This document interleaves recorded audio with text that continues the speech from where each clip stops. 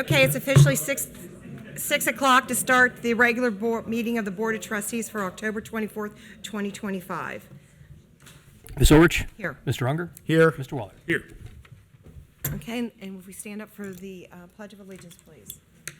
I pledge allegiance to the flag of the United States of America and to the republic for which it stands, one nation, under God, indivisible, with liberty and justice for all. And for a moment of meditation, may our thoughts and prayers be with the Dylan Strong and his loved ones and show our deep felt sympathies for the family. Thank you. Do we have some approval of minutes? Yes, Board. I would recommend a motion for the approval of the minutes from the Board of Trustees meeting held on September 23rd, 2025. I motion that we approve the minutes of the September 23rd meeting. Second. Ms. Orich? Yes. Mr. Unger? Yes. Mr. Waller? Yes. Okay, we have some public hearings. Yes, Board. The first public hearing tonight is a public hearing for Zoning Commission Case CZC 25-9, zoning text amendment to update administrative signage compliance regulation.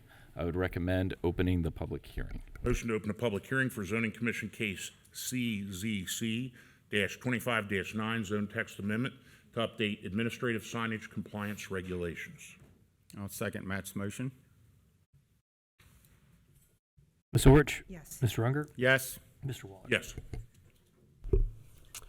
Great. Good evening. We have 5 public hearings tonight. So they will all be kind of run the same way. You heard that this one is for administrative signage compliance regulations. So if you are here and would like to speak on that, I'm going to need to swear you in. If you're here to offer comments on another public hearing, we're only going to focus comments on this one just for the administrative signage compliance. So if you're going to talk on, I know there's one for Wawa, there's one for Goodwill, there's one for a couple other text amendments. You can speak at those during those public hearings. If you're here to just offer general public comment to the board, that'll be during citizens address, which is a little bit later in the agenda. So again, if you're here to speak and would like to speak on the administrative signage compliance regulations, the text amendment to the zoning resolution, I'll need to have you stand up. I need to swear you in. Going once, going twice, sold. Okay, doesn't look like there's any public comment, so. I motion that we close the public hearing for Zoning Commission Case CZZ 25-9, zone text amendment to update administrative signage compliance regulations. I'll second that. Ms. Orich? Yes. Mr. Unger? Yes. Mr. Waller? Yes. Thank you, Board. The next is a public hearing for Zoning Commission Case CZC 25-10, zone text amendment to update administrative waiver regulations. I'll motion to open the public hearing for Zoning Commission Case CZC-25-10, zone text amendment to update administrative waiver regulations. And I will second that. Ms. Orich? Yes. Mr. Unger? Yes. Mr. Waller? Yes. Okay, if anyone would like, I'm not going to do the whole spiel again, but if anyone would like to talk on the administrative waiver regulations text amendment, I'll just have you please stand up now so I can swear you in. Doesn't look like anyone, Madam Chairman. I'll motion to close the public hearing for Zoning Commission Case CZC-25-10, zone text amendment to update administrative waiver regulations. I'll second it. Ms. Orich? Yes. Mr. Unger? Yes. Mr. Waller? Yes. Thank you, Board. The next item is a public hearing for Zoning Commission Case CZC 25-11, zone text amendment to modify setback requirements for swimming pools. I'll motion to open up the public hearing for Zoning Commission Case CZC-25-11, zone text amendment to modify setback requirements for swimming pools. I'll second it. Ms. Orich? Yes. Mr. Unger? Yes. Mr. Waller? Yes.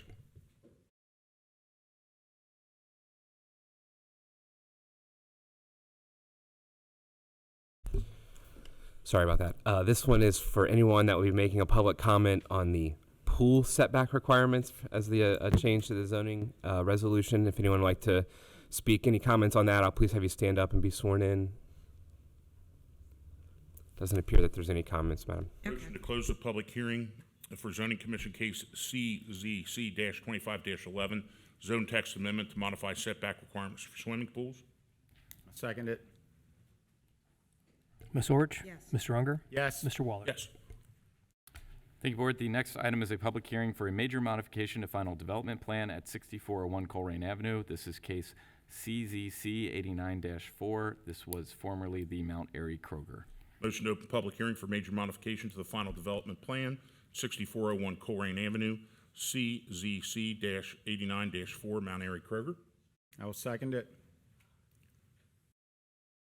Ms. Orich? Yes. Mr. Unger? Yes. Mr. Waller? Yes. Okay, anyone that would like to speak on the Mount Airy Kroger zoning case, I'll please have you stand. I think this is what we call Goodwill. I'll go ahead and have you stand, and if you're going to make comments on that, if you're standing, I'll have you raise your right hand. Do you swear that the testimony that you're going to give tonight is the truth, the whole truth, and nothing but the truth, so help you God? Yes. Great. So Trustee Ulrich will call you up to the podium. I think they'll start with the applicant. Just when you come up, please make sure you state your name, your address, and then verify that you've been sworn in. Thank you. Okay, if you want to come up, give him. Yes, if you want to go first. My name is Dr. Marla K.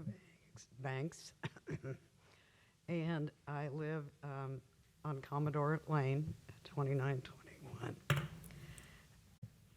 And I am speaking in favor of the plan modifications for the Mount Airy Kroger location. A little bit of a disclaimer here. I am the first vice president and the devotion chair of the Goodwill Service Guild at the Woodlawn Goodwill. And as a volunteer fundraiser and as a program chair for the Guild, I've invited a lot of the employees to come and talk to our group. And that way we learn a lot about the operations at the Springfield Pike location. Obviously, the first thing you notice about the location is the store. It's very large, but behind the store, adjacent to it, is a very, very large donation sorting center with a lot of employees. There's also a dormitory for veterans to prepare them for jobs, independent living, and financial responsibility. There is an adult daycare program, a huge recycling center, an auction for autos, employment for challenged individuals, both at Goodwill and in the greater community. The site also includes a food pantry, and it encourages wellness programs for the employees among some of the many, many services that are currently offered. I envision future programs at the proposed Colerain location that will continue the excellent work of Goodwill that benefits so many. These programs will enrich the Colerain community and provide positive rewards for our residents. I urge the trustees to approve these modifications for the betterment of Colerain Township. Thank you. Thank you. Okay. I think you were, whoever stood up right here. Oh, you're not speaking on Kroger. Okay, go ahead. That's what we had discussed. Okay, I'm sorry, I didn't know you discussed. Okay, no problem. Thank you. Everything Dr. Banks just said with her hoarse voice from surgery, I completely agree with. I thank Goodwill for coming to Colerain and being interested in our community. We surely need your services, but I think we're getting the cart before the horse. I think there's a lot that needs to be talked about and needs to be made and incorporated as part of their approval. So, for example, there's a metro stop, and almost everything I'm speaking of is about the impacts on residents first, and not just our business community. So these are issues that I think residents would care about. There's a metro stop directly in front of it, There is no seating. There is no garbage cans. There is no apparatus around it. I think it's going to be a very busy metro stop on both sides of the road. And so we need that addressed, that if Metro does not provide it, that Goodwill will provide the appropriate equipment. We also need to start asking our businesses to enter into a contract with our township about their cleaning habits. Let's start today and requiring these businesses to submit to you with their packets a cleaning schedule that dictates how many times a day or a week they will be cleaning up their property and what it includes and how often that'll be going on. Despite when you're working with disadvantaged populations, you have a lot of problems. I am concerned that nothing in this agreement talks about security measures. I want to see what their security plan is. Our officers are working their butts off as it is, and they are stretched to the limit. And so I would like to see you guys hold off on this till your next meeting. I'm not saying deny it at all. I'm saying let's incorporate this stuff, and let's see what their security plan looks like. I've worked with these populations before, and they can be very difficult and present a lot of challenges. We will undoubtedly have more medical runs due to this facility because oftentimes people with disadvantages in the categories they deal with have medical issues also. So our fire department is going to be taking a hit. The agenda packet language was vague, and we all have a general understanding of Goodwill doing good things for the community. But one of the things I didn't see is, will we be having a dormitory in the facility at any point? And one of my concerns about the walk-up service is if somebody comes up Colerain Hill, who's homeless, comes out of Mount Airy Forest, walks up Colerain Hill, walks in Goodwill and says, I'm homeless, I need a place to stay, it's going to get down to 30 tonight. What my concern in service delivery is, how long does it take for them to serve them? Are they going to be hanging out in Colerain for 3 days, 3 weeks, 3 months, until they have accommodations? I'm very concerned about us bringing more compromised populations into the community and not having a really great plan, which I think Goodwill's very capable of doing. But I worry about that. If they come up and they ask for food and they don't have food at that moment, or they're electric, are they going to be camping in the woods behind Goodwill, you know, while they're waiting for it to be processed? And these are real situations I have seen happen. Sometimes they can't answer their questions immediately. And the community has to bear the burden of taking care of them or dealing with them if they're hungry and they're stealing, or some of them have mental health issues that make them dangerous to the community. I think we've got some very serious issues we need to talk about before we approve this. I love the fact that they're taking services for veterans, I believe. One thing I would ask is, will there be someone from the Veterans Service Commission who is authorized to not just take the applications, but approve applications on site, so we don't have homeless veterans sleeping behind in our parks and stuff, waiting for the process to go through. So I would like to see someone authorized by the Veterans Service Commission to actually help them.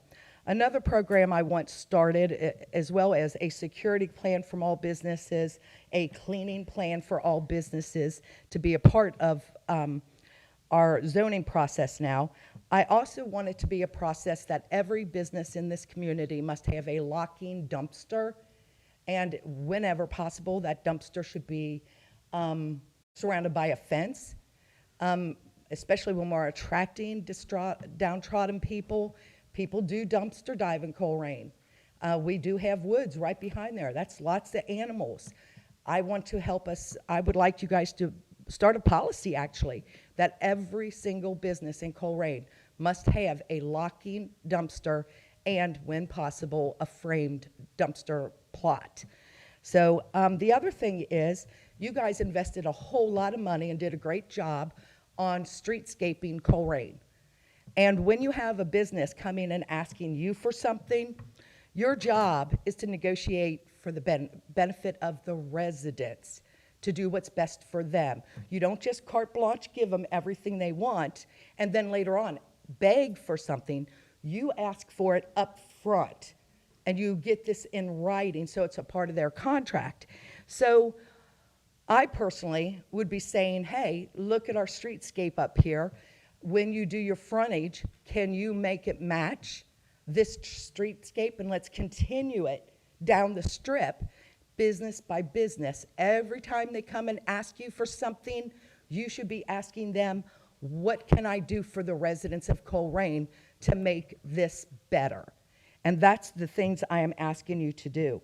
So, didn't mean to be mean, but I'm asking you to please delay this until, I'm not saying deny it at all. I'm saying let's please delay this and let's address these resident first concerns before just give it to them. Oh, I almost forgot the biggest thing. 3 out of 4 of Goodwill's facilities are in jurisdictions that impose an income tax. Okay? Let's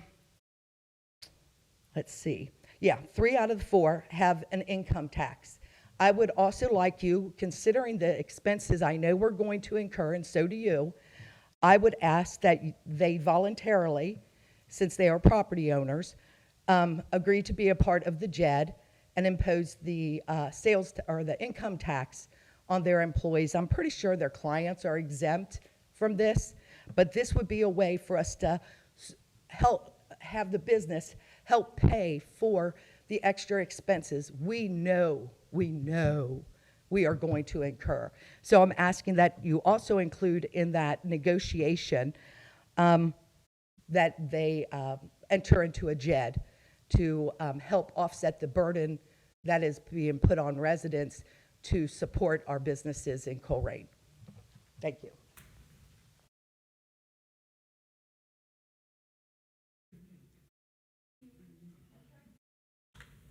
Okay, if you guys want to come up now.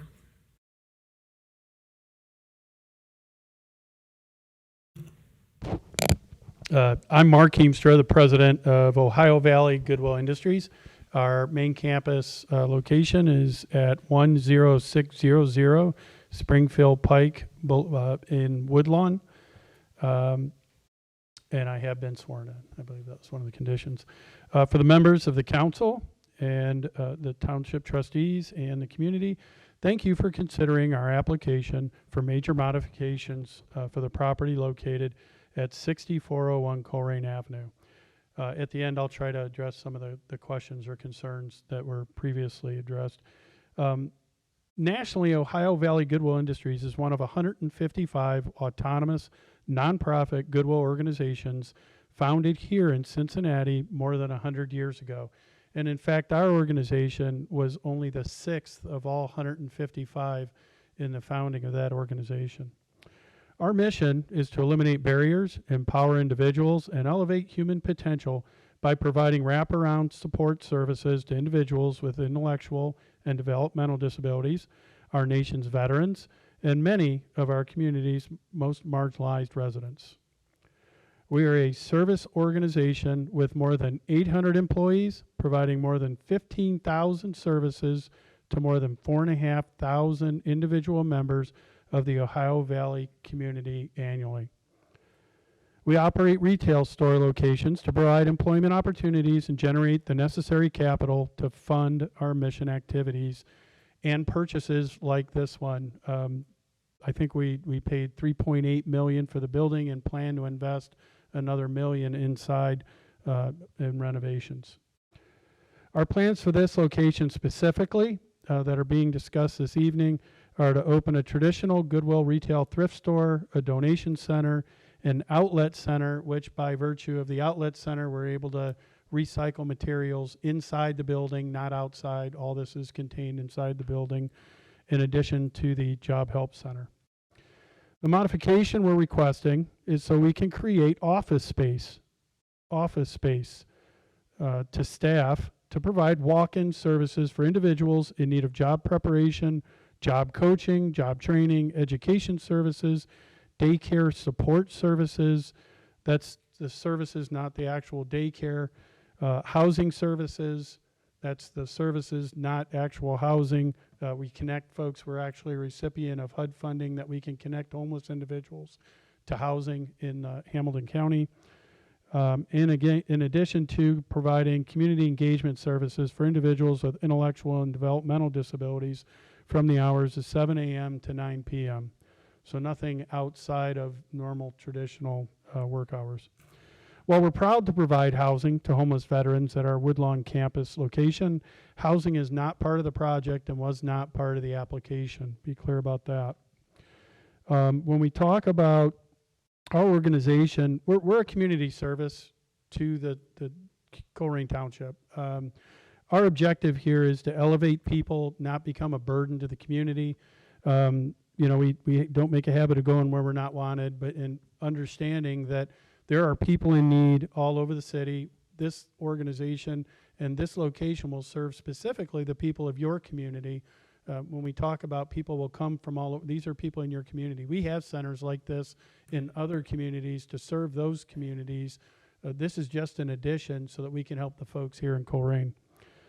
I would believe that in our structure, if you're familiar with the site, there is fencing out in front. Personally, I think it's quite an eyesore, the fencing that exists. That'll come down. That's in the front parking lot. But we will keep the fencing that goes to behind the building, which is where our dumpsters and the other activities occur. But that'll be locked up, preventing any activity or access to the workings behind. We're committed to becoming a valued partner, provider, and active community members in support of the efforts to elevate this community. We're excited to expand our store footprint here in Colerain, and we're even more excited by the opportunity to serve the members of this community who are most in need. And I assure you that in the conversations we've had, there have been demands of us that we're willing to work through and make sure that our property is a model for what the community wants to show as we continue to develop. Thank you very much, and I appreciate your time. Thank you. Okay, you want to go next? Go ahead, you go next. Thank you. You didn't want to speak? I'm Eric Landon. I'm legal counsel for Goodwill, and I'm here to answer any questions you may have along with Mr. Hamstra. Okay, do you have any questions? No, not at this time. Okay.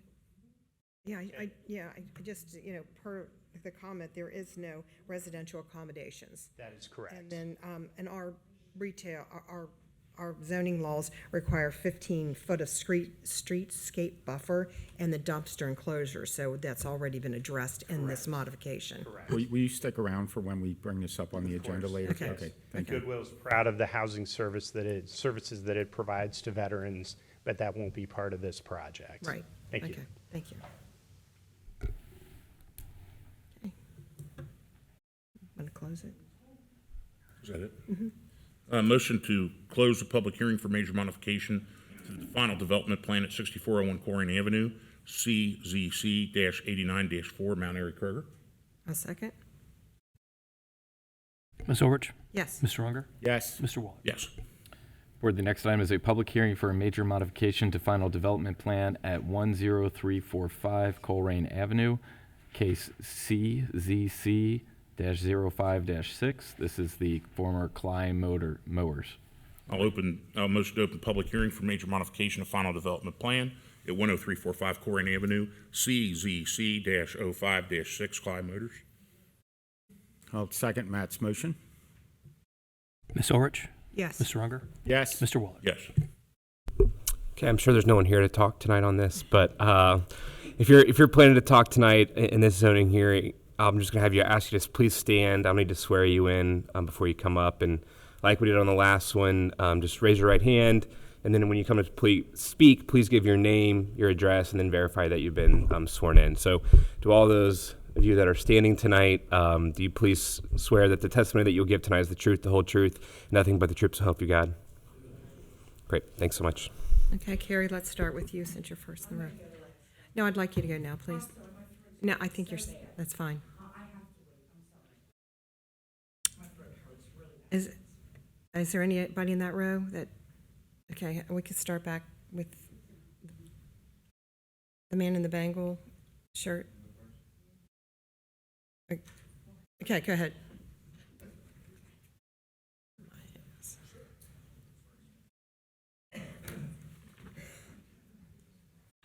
Good evening.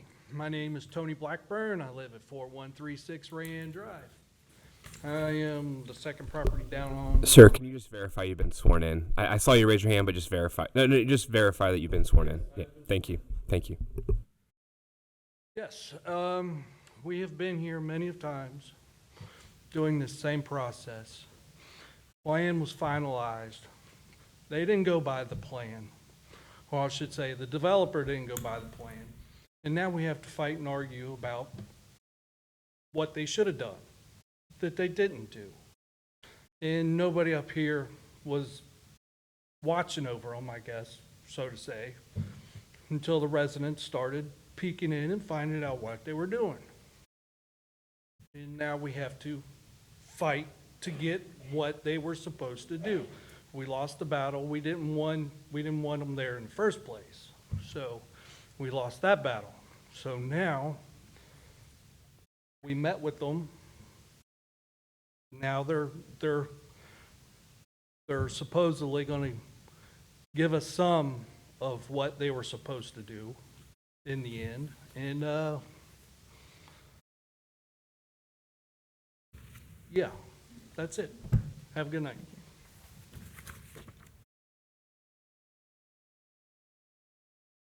Okay, and then the next row.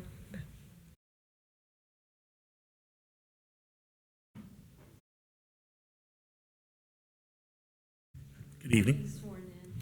My name is Jill Kiger, and I live at 4330 Rayanne Drive. And I wanted to talk about this Rayanne, or this Wawa development, because obviously I'm adjacent to their property.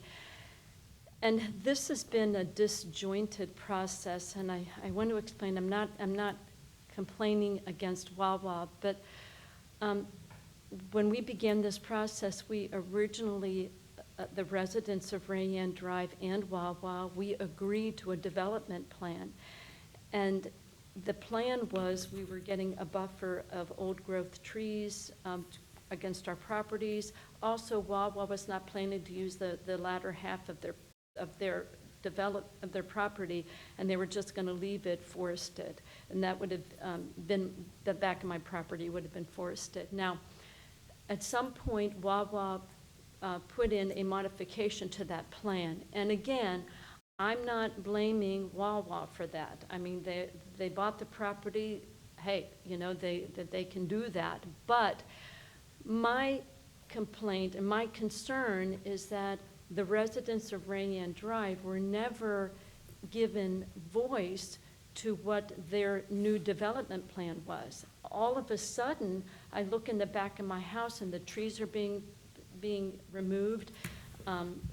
Everything's being cleared up to my fence line, and a mountain of mud is being built. And this mountain goes to the height of my home and my neighbor's home. We have the majority of the huge mud pile. And I would have liked to have had a say in that, and not that Wawa had to listen to me, but the neighbors have had 2 meetings with Wawa representatives, and one of them is here now, Patrick. And I personally have found them to be receptive to my concerns. I can only speak for myself. I can't speak to my neighbors. But they've been receptive to me, and I would have loved the opportunity to have talked to them about how high are you going to make this mud mound. I don't mind, I don't mind, some dirt behind my home. I don't mind that. But what happened was there was this mud mountain that then spilled into my property, into my pool. And again, I don't want to complain about Wawa because they were very fair in reimbursing me. Literally, Patrick was, no questions asked, just tell us, what you want, how much money you want. And really we had to check right away. So I am, again, not complaining about Wawa, but when the residents of Rayanne Drive, specifically me and my neighbor Shorty, when we were not informed of this change in their development plan, it took away my voice and it took away my neighbor's voice to say, okay, Patrick or whatever the Wawa representatives were, can we negotiate on the height of this mountain? Can we talk you down a little bit?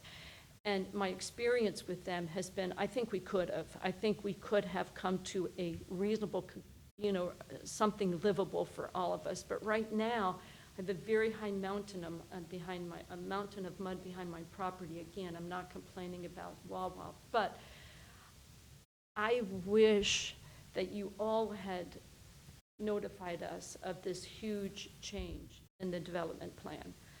I mean, we're here now for the final development and the modifications. And I will say this, again, we've went with Wawa twice. And honestly, I have to say, I feel like they've been, trying to correct, the wrongs that have been committed against us. But so my concern isn't there, it's with you. It's with I just wish that you had let us know, because now there's nothing I can do about a mud mountain behind my home. Whereas prior to this, before Wawa put that mountain there, I could have negotiated with them, and I think it would have been something livable for me. So anyway, I just wanted to say that I feel that they've been receptive to me. And the irony of this is that I don't pay, Wawa's salary. I contribute to yours. And I just think, I would just wish that you had been more receptive to what the residents were going through. And I feel like like Tony Blackburn just got up here and said that you've been missing in action. I really feel that you have. I feel that you've let us down. So that's all I wanted to say.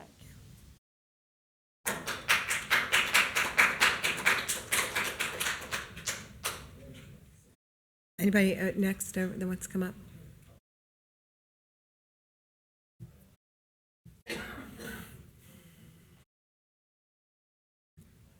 Good evening. Hi, my name's Tom Lay. Everybody knows me as Shorty, sorry. 4352 Rayanne Drive, been sworn in.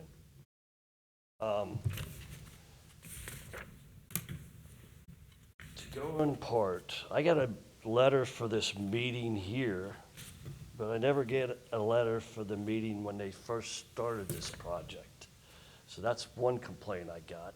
I get a letter for this meeting, but this is the last meeting you guys are probably going to have for this, but I didn't get a meeting for the very beginning of this project, and I would have never wanted this big mound. I got the highest point of the mound behind my house.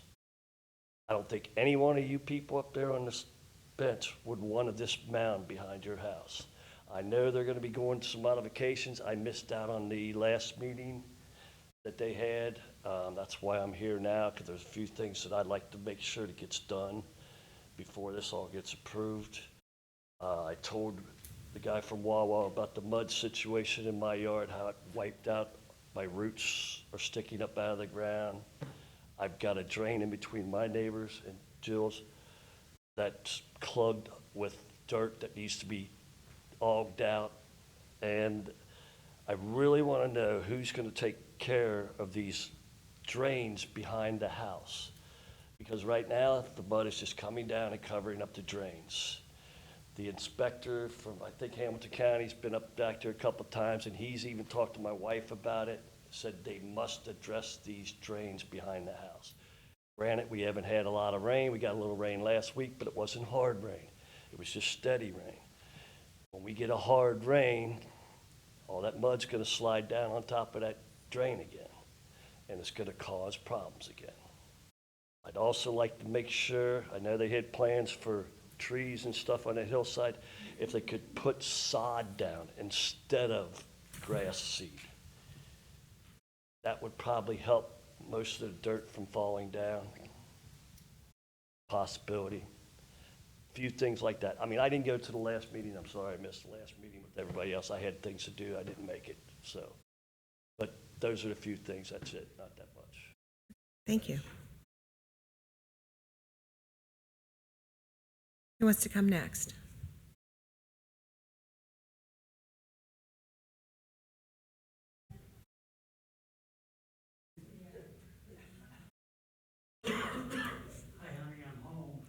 Welcome. Good evening. You know I want to talk. I love the last time that you smiled for the first time, and I'm not on a 5-minute time limit. Can I just have you say your name and address? Sorry. Schnebley. Say it in 2 syllables. Schnebley.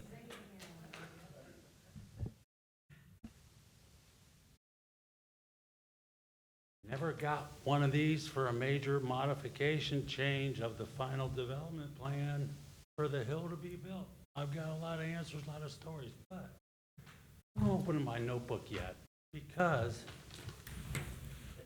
applicant is requesting a major modification to the approved final development plan to authorize adjustments to the initially submitted. Is that September of 2023 that you weren't part of the slideshow of zoning and everything? But I want to be able to come back up because I want to hear what the major modification is that they're going to say we might have agreed to, we might have not. There's been a lot of conversation. There was 2 hours downstairs. There was 2 hours at their place. There was a lot of strange conversation. Just like the Wild Wild West. It's like, it's not your water. Okay, as your trees are dying and losing. I'd like to know, if I can, do I have permission to hear what the modifications that Wawa is saying that we agreed to?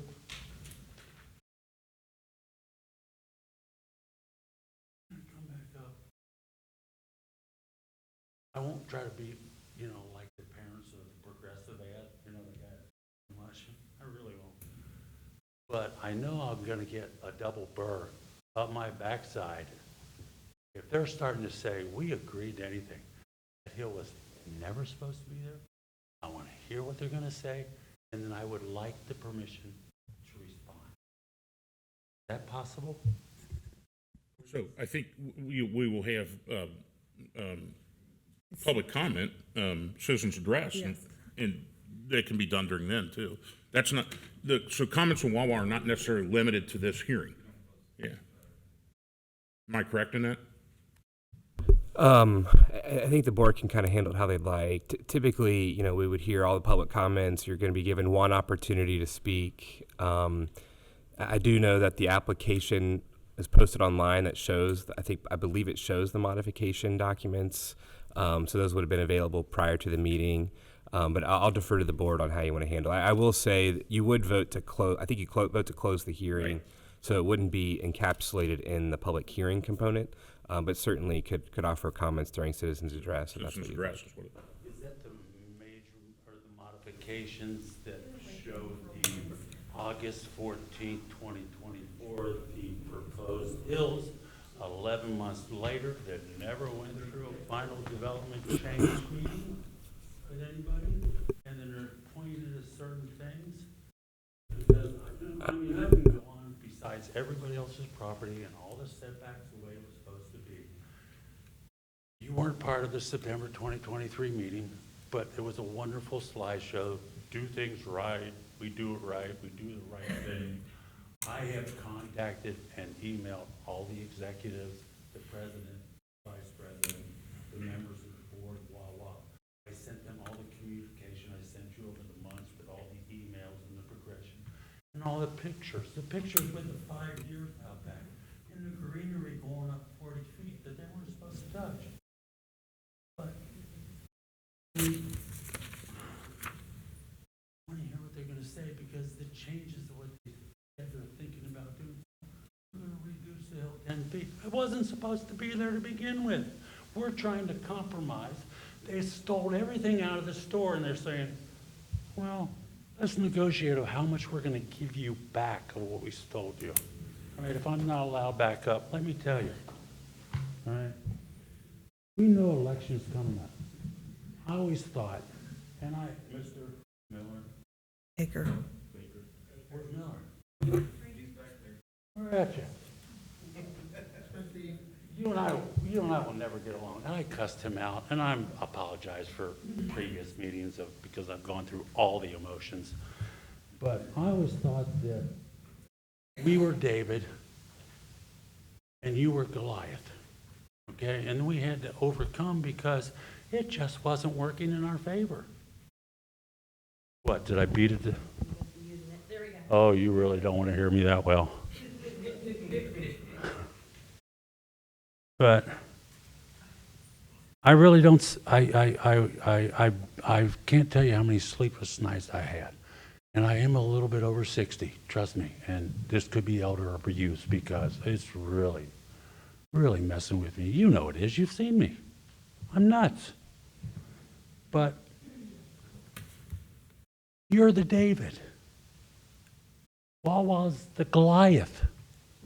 Throughout cities, throughout states, throughout this country. They have too much money now in the Wawa where we're at old Colerain, okay? You can tell them you're coming up for election. You can show the township, you can show the city, you can show the county, you can show the state. You might get on, besides if it's Sean from WCPO, ABC, you might get on national news. Stand up to the Goliath Wawa. They did it wrong.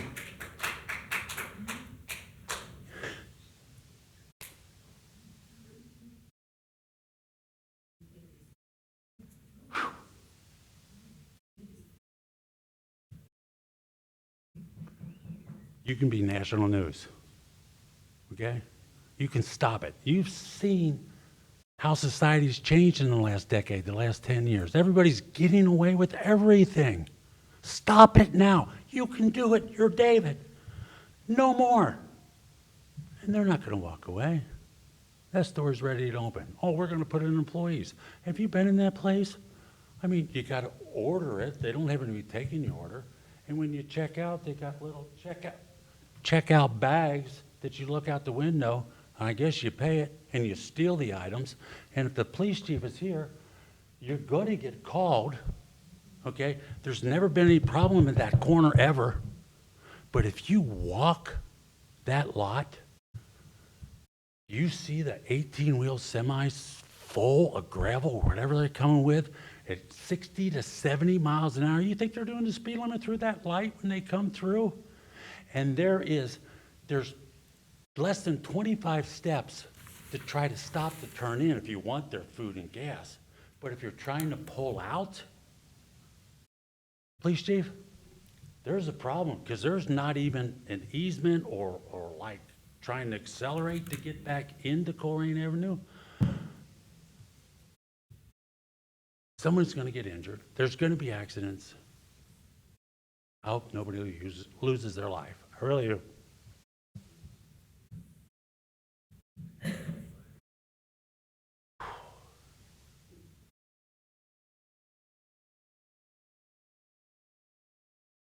I know you want me to talk or sit down. So back to where I went before. If I started, there's so much that you still have if you go back in your records in print that I just said, what is going on? You know, oh, did I say the Wild Wild West of taking the water? Did I do that one? Okay. Well, you have the Blackburn's problem without the being setback. You got the hill from Shorty and Jill that just came up. I get to put my feet at the back of my bed and see that every day. Jeez. And I'm just going to end up again. Otherwise, I'm going to start babbling because it's just, again, it's not right. And you can fix it. And it's about time that we and Wawa lives by that lovely slideshow that they're so wonderful and neighborly, and they do things right, and they do the right thing. And It shouldn't have been there. Thanks for all the time, for all the months. Thank you. You raise your hand over here, okay. Welcome. Morning. My name is Christine Freiberg, 6613 Thompson Road. I just want to say that this Wawa project has been a cluster mess since the beginning. The residents have spoken, and it seems like that it's been falling on deaf ears. It seems like the big corporations seem to have more clout in this township than the residents who actually pay for your salaries and also vote you folks in. It's shameful, and we've become a big joke in this township, in the state of Ohio. This township is a joke. With that said, I ask that you please listen to the residents this time on the final plan, because they definitely deserve to be heard and listened to and followed through on their concerns. Thank you.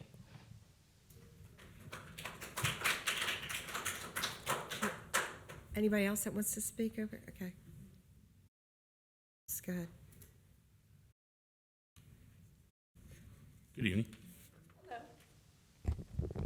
Good evening. My name is Stephanie Wright, 3729 Blue Rock Road, Cincinnati. I have been sworn in. The process is flawed. Bottom line, I have never seen a project so jacked from the beginning. Letters not sent out. Letters sent out sometimes. Letters sent out to some residents, not all residents. It really concerns me now, because guess who's getting a Wawa in her yard? Me. I'm watching you. I'm watching you. So the Wawa process, I don't blame Wawa. It's the township. They're a business. They're doing what they can to make money. You all are representing me, and I don't think you're doing a very good job with this. I requested, through a public records request, the sign-in sheet for the Wawa first meeting before the Zoning Commission, because I wanted to reach out to those residents who spoke. No sign-in sheet was available. So do we keep those as part of our record? The sheets that we sign out front? Or are they just discarded? And I have to take time to go through the minutes of a meeting and try to figure out someone's name and address. So I requested that because I wanted to talk to the residents of Rayanne Drive, because the same thing's going to happen to me on Blue Rock, but there was no document.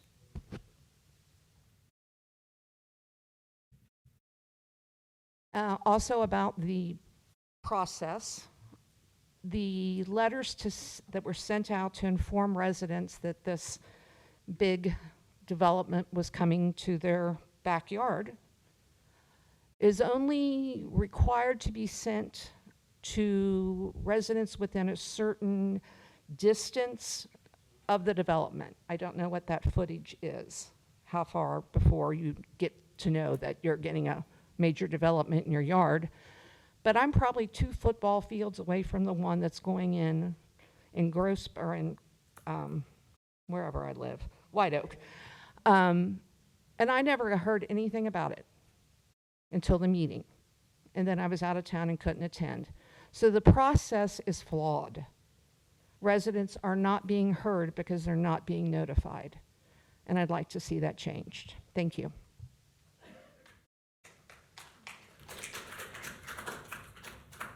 Carrie, you want to come up now? You have somebody else? Come on. Okay, good. Good evening.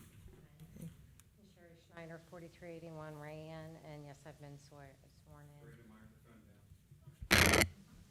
in.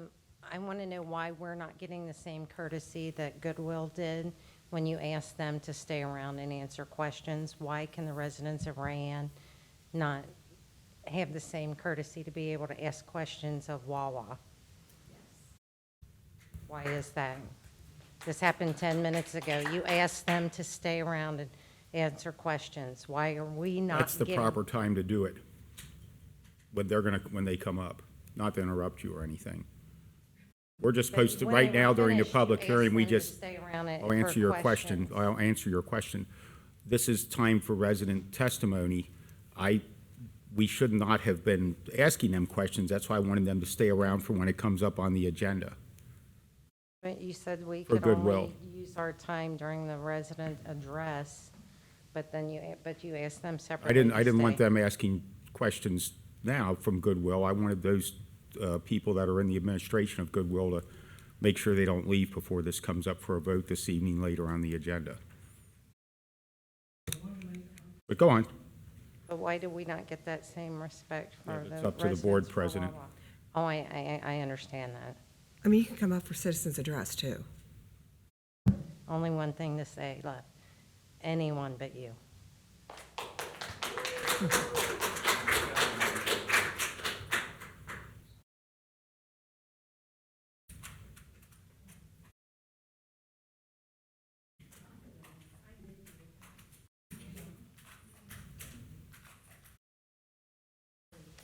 Good evening. Good evening. My name is Mandy Blackburn, 4136 Rand Drive. I've been sworn in. I'd just like to say at the very first meeting when this all started, Carrie Davis requested that they give us a name of contact in case we had problems with the Wawa construction. And they gave us one. Well, when I had my first problem, I called that number and come to find out they were no longer with Wawa. They were using somebody else. So I had to call, I believe, David Miller. He got me a contact. I contacted that person, said I have a problem. Let me back up. I went to the general contractor and spoke with him, walked across my backyard and spoke with him. So then I called Emily, who was with Wawa, and spoke with her, and she said, well, if you have a problem with something that's going on, you need to go to your township trustees. That's where you would discuss it. So I did. I came to every single meeting that I could make, and I've been to almost all of them, I believe. And I told you, they're putting an 8-foot fence in. It requires a 12-foot fence. They're not off of our property line. They ripped up off to our property line. They're ripping out an acre of trees that they said they were going to leave. And you all said, well, wait. They're not done with their construction. We can't make any judgments until they're done with their construction. In the meantime, they've ripped all the trees out. They've ripped everything out to our property line. But we're going to wait because the construction wasn't done. We have to wait. Then I came back and said they're pouring the sidewalk, and there's no way they can fit this all in between our property line and the sidewalk. But you all said, oh, no, we got to wait till the construction's done before we can do anything. They started installing an 8-foot fence, and just luckily, David Miller happened to go up there and catch them doing it and said, wait, you guys can't do this. That should have been done months ago. The general contractor is the one who told me that they're installing an 8-foot fence. They're doing all this stuff that they were not supposed to be doing. But you all refused to take action on it. Why? Because they weren't done with construction. So now that they're done with construction and I'm coming to you and I said, look, they're supposed to do this, they're supposed to do that. Oh, sorry, we can't do anything about it because they've already finished construction. How does that make any sense? So now I don't have the amount of footage off my property line because there's a sidewalk there. Wawa came in and specifically showed us pictures of beautiful, full-grown trees that were going to go on our backyards to specifically cover up an ugly fence that we wouldn't have to look at. That's why we were told by Wawa. And guess what? We can't have that now because there's not enough room. Why? Because they'd already poured the sidewalk. Why? Because nobody bothered to question them or what they were doing, even after we came to you and told you what they were doing. We were ignored. Nobody listened to us. So I'm a little upset. So do we go to Wawa and we have these meetings and we make concessions and okay, yeah, I guess you can put some trees back there, but this is what I want. I want the pines that you promised that don't lose the needles in the winter so I don't have to look at that ugly fence. Well, I don't think we can do that now. There's not enough room, but we can give you these little tiny trees.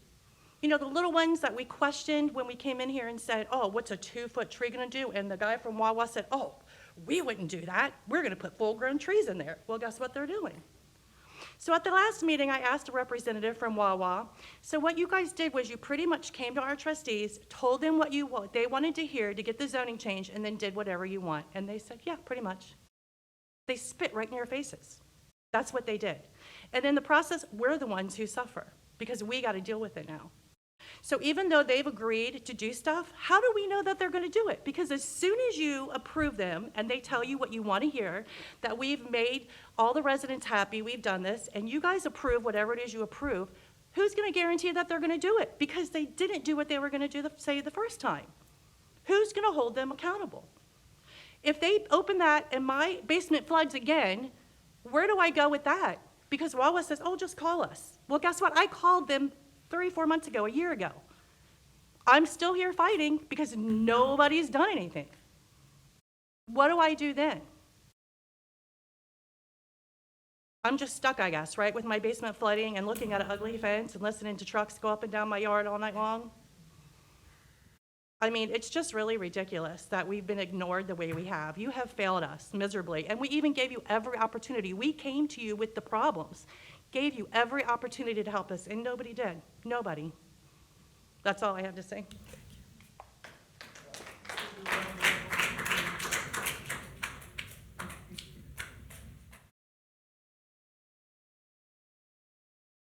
Good evening.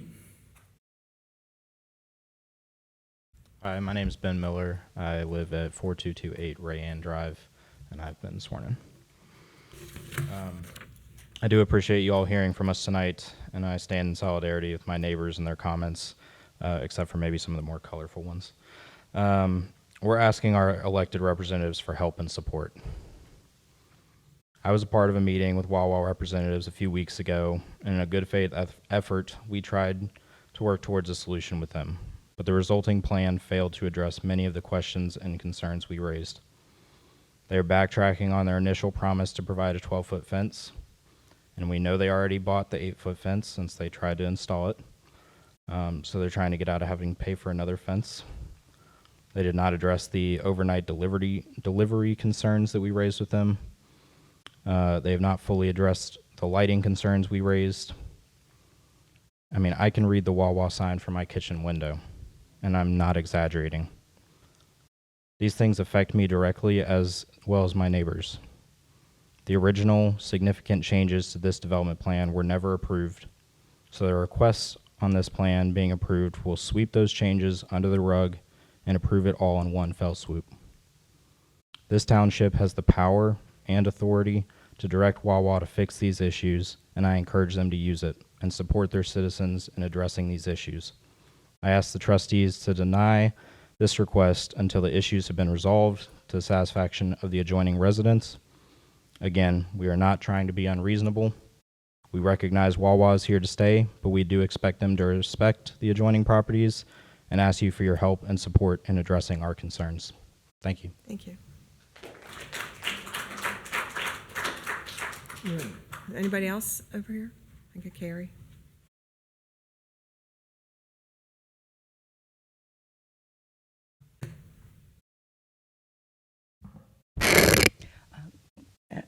Carrie Davis, 8364 Royal Heights. I have been sworn. Okay, folks. First off, one, the law says, and Waller, you know this because you quoted it your first week in office, all readings of any actions are supposed to be done over 2 meetings, not just one. Nobody has made a motion to waive a second reading, and therefore neither of the 2 issues that are concerning to me should be heard. So I don't think you should rule. Everything, back in 1990, a woman named Miss Strum, I cannot remember her first name, she's a black woman, she sued Colerain Township. And the reason she sued him was because she did not have, quote, meaningful input at public hearings, unquote. And the case ended up, I don't remember if it was an order of a court or if you guys entered into a settlement like you did when I sued you. But the bottom line was she came to meetings, she spoke up, and you guys were not responsive to any of the comments the public were making. And she made a very, very good case that changed the law in the state of Ohio that public hearings are meant not just to be listened to, but to meaningfully be heard and addressed. So you guys never, address any of the concerns the residents have directly. You will give Wawa and you will give Goodwill the opportunity to respond to your comments and what you think, but nobody else is allowed to respond. And she sued on that, and that case was settled against Colerain Township. And in the last decade, we have really backslided. And the comments being made to you all are meaningless because you've already got your mind made up. I don't think you expected this many people. I thought you thought we'd have kumbaya today, and we're not having kumbaya. They are not happy. They lay the blame at your feet and your department's failure, not at Wawa's, because you did not protect the residents first. That was your job. When we voted for a zoning code, it was a trust we made with you all that we will give up our rights, hand them to you, and you will protect ours. And they have told you about a lack of due process, no notices being given, these meetings that have no meaning, and their questions not answered. Anything you said about Goodwill and anything you will say, I don't give a darn. The reason I don't care is because if it's not in writing, it means nothing. They sat here at the other public hearings, and you guys promised them things, but then we go to the meeting minutes, and the meeting minutes and the conditions on the approval aren't even there. They're not specified. So you're going to approve this tonight because none of you have the nerve to stand up for the residents, right? You're going to bow down to them. You're not going to stand up and say, let's do a second reading and actually address the concerns of these residents. Now, you did a great job with that stall tactic, getting that legal opinion, telling the zoning commission they had the right to a legal opinion, then tell them they can't have it because it's a conflict of interest. And I believe this old girl went to both those meetings and said, they need private counsel. He can't represent both of you, right? I told everybody, and you all ignored me.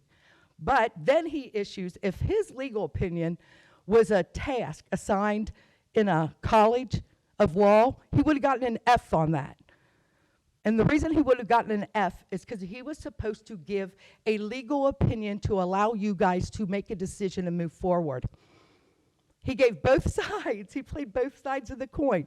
I'll tell you why he played both sides of the coin. Because you were dead wrong. And he gave you an out. That is all.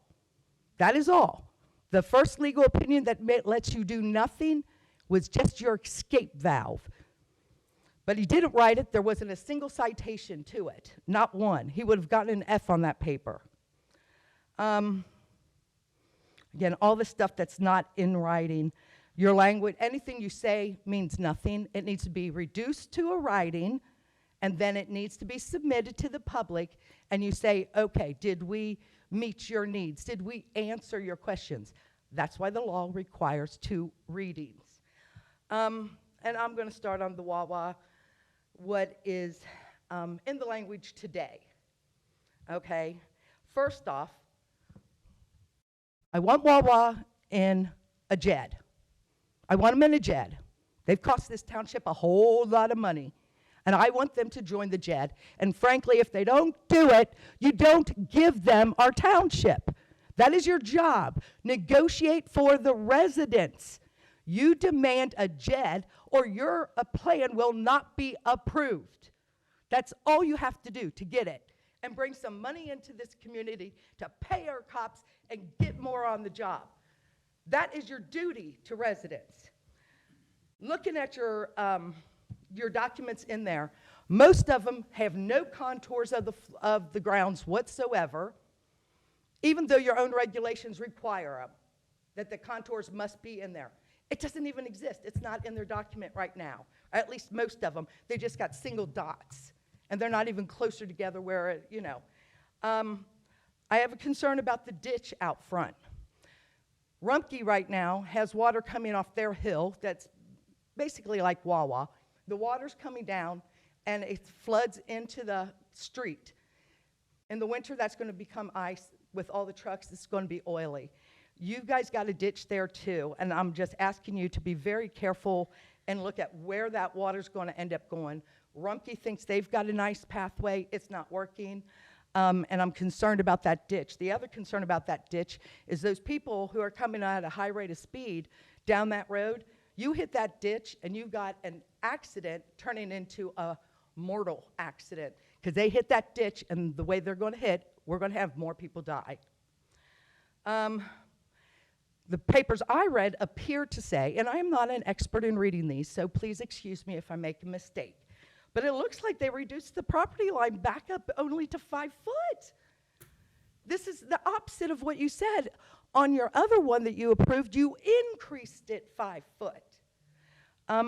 Also, I think it's really curious that now you are all acknowledging what I've been telling you for months, which is this is a major modification and requires due process. Now you're admitting, oh, it is, and we're going to skip over the due process for the residents, and we're going to take care of it ourselves. Limited to what I believe Sherry said. I think it was Sherry, I'm not sure. All this crapola they're saying, if it's not written in the document, it means nothing. Maybe it was, her, Mandy. Okay, so it doesn't matter crap they say if it's not in writing. No promise is worth nothing in Colerain Township if you don't have it in writing. And that's how we screwed up the first development plan, because they didn't put it on the document, what was being said and what you guys promised residents. So they have language about limiting erosion during construction. Well, where's the language about limiting erosion after construction? What is the process that will be taken to address it? Are we going to have to fight Wawa? Personally, I'd have them put $10,000 into a bond and bond them for the erosion and the flooding. And if damages occur, you guys get to decide what residents were harmed instead of waiting on them. Because once you pass this today, which you will, you'll pass it. Once you pass it today, they're done. You buried them. So the language in it is very vague, and it refers to during construction, does not talk about after construction. We know that the water currently is running down onto a township road, and we know that we are responsible for the repairs and damages. And if this does continue, which we don't know, this is why we need them to give us a bond, if that water continues to flow down, and while they're fixing it, and timeframes need to be in it, while they're fixing it, that water's going to erode under that road. And then us residents, we're going to have to pay for that erosion. And you have nothing in this contract or this agreement. The decorative street lights, same thing as I'm saying for Goodwill. Let's continue the good decision you made to put in those beautiful lights on the Colerain Strip. I don't like how you did it. I don't know like how the money was spent, but I thought you selected really beautiful lights and the stone, and we need to keep incorporating that theme up and down the road. You're doing a really good job on that part. Are we going to have a bus stop there? You know, these questions, the locking dumpsters, it really upset me. It just gave me flashbacks to Wawa when Goodwill said, we got that covered. I don't care what you did for you. We need the dumpsters locked for us. There are animals back there. There's woods back there by Wawa. There's woods back there by Goodwill. The rats, the raccoons, and the possums. I ask that you lock it because I've been in that business for over 20 years dealing with facility management, and I know the only way to keep that garbage out of our streets and off Colerain Avenue is if we lock those dumpsters. So I don't like their stuff. You shouldn't approve that today either. Shame on you if you do. They also need a grounds care plan and how they're going to clean it up. Maybe they can work with Rumpke to do a better job. But your meeting today, I thank you for pulling it. You're acknowledging that a mistake was made. I did not attack an employee. I attacked what an employee did. Okay? The big difference, Dan, when you're attacking what people's actions are versus them as a person. So I'm glad you are facing the fact that you were wrong, and you have had this hearing, and I'm asking for a second reading on both Wawa and on Goodwill, so we can get all these details that you guys talk about later tonight. I want it all in writing, so the residents have the opportunity at the next hearing to address it. Thank you. You had your hand up, sir. Sir, you had your hand up. You had your hand up? You want to come up and speak? Okay. Is there anybody else that wants to speak on this public hearing?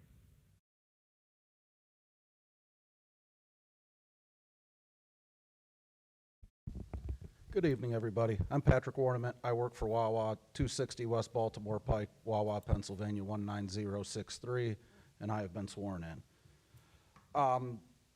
So we've met with the residents several times and heard, a number of things that were not, meeting their expectations, I guess is the way to put it. And come up with a plan that we would like you all to approve to address these things. I'll kind of go through them one by one here. A couple of the light poles didn't have an additional shield on it to block light from a couple of the neighbors. Most of them did, but I think there were two that did not, and those shields have already been installed, so that's done. The mound itself is, I think, probably gotten the most attention here. The legal opinion was pretty clear that the mound is allowed to be there. We're going to take it down by 10 feet to try to help improve the view for folks who don't like the mound very well. And in addition to the landscaping plan that was previously approved, we're going to add a bunch, I think there's 20 or 22 total arborvitae trees and oak trees along that kind of western portion. I think Shorty and Jill's backyards, as well as Mr. Schnebley, and there may be another one in there that are going to see a bunch of new trees. Shorty's idea about using sod instead of seed and straw, we will commit to tonight, no problem. So that what happened in the springtime, and there was, April and May, there was a lot of rain, and there was mud that got into their yards and into Jill's pool, and we reimbursed her for the cost of that cleanup and such. So, but to avoid that happening again, to get the grass established quicker, we'll happily do the sod instead of seed. And we can, happy to make that a condition of approval.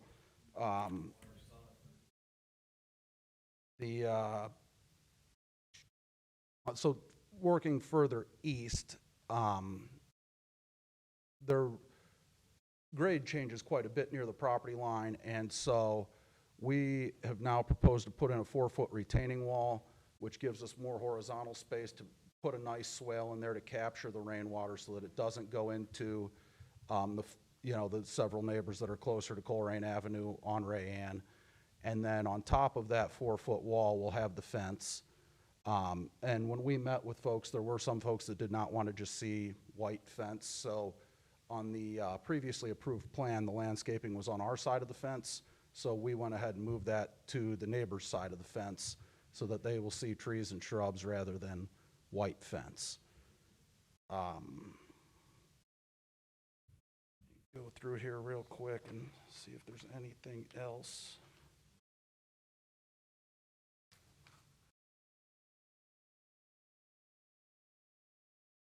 I think that covers most of the issues here.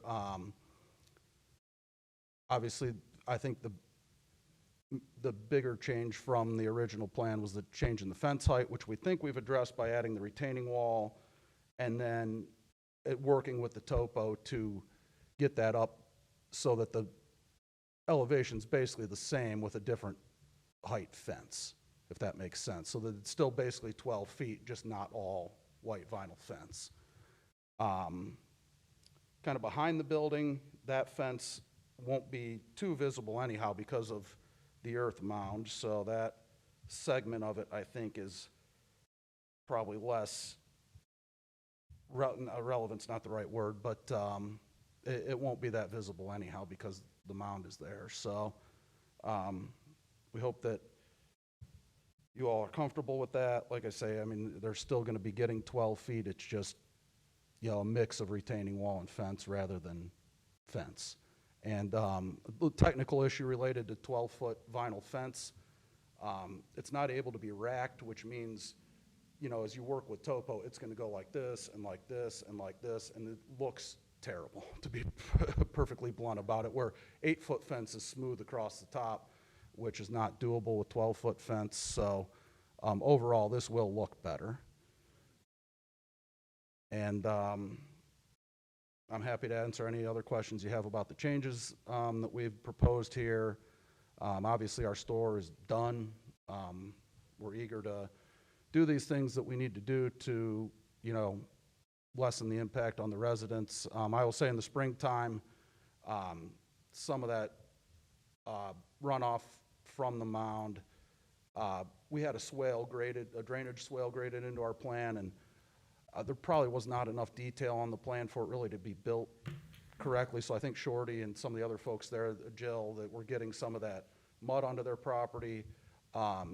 We've addressed that in this plan, and now that'll all be captured on site and will not run off there anymore.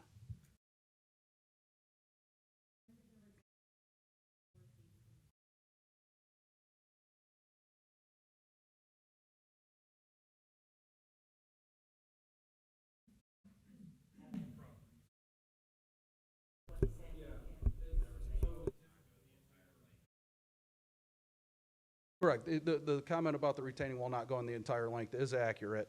You know, as you go west to east, the topo dips a lot, so you go way down. So when you get to the top of that hill, when you add 8 feet to it, I mean, you're not going to see any building or anything anyhow. So the retaining wall diminishes as you go further west because of the topography. What's that?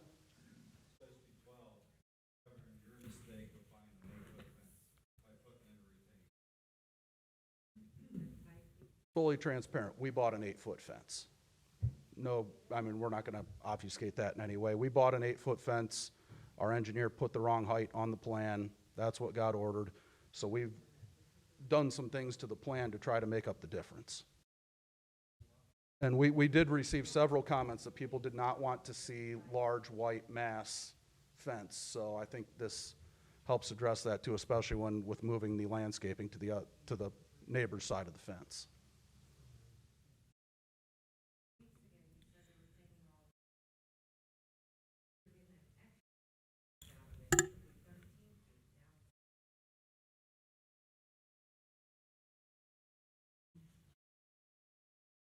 The application says 4 feet.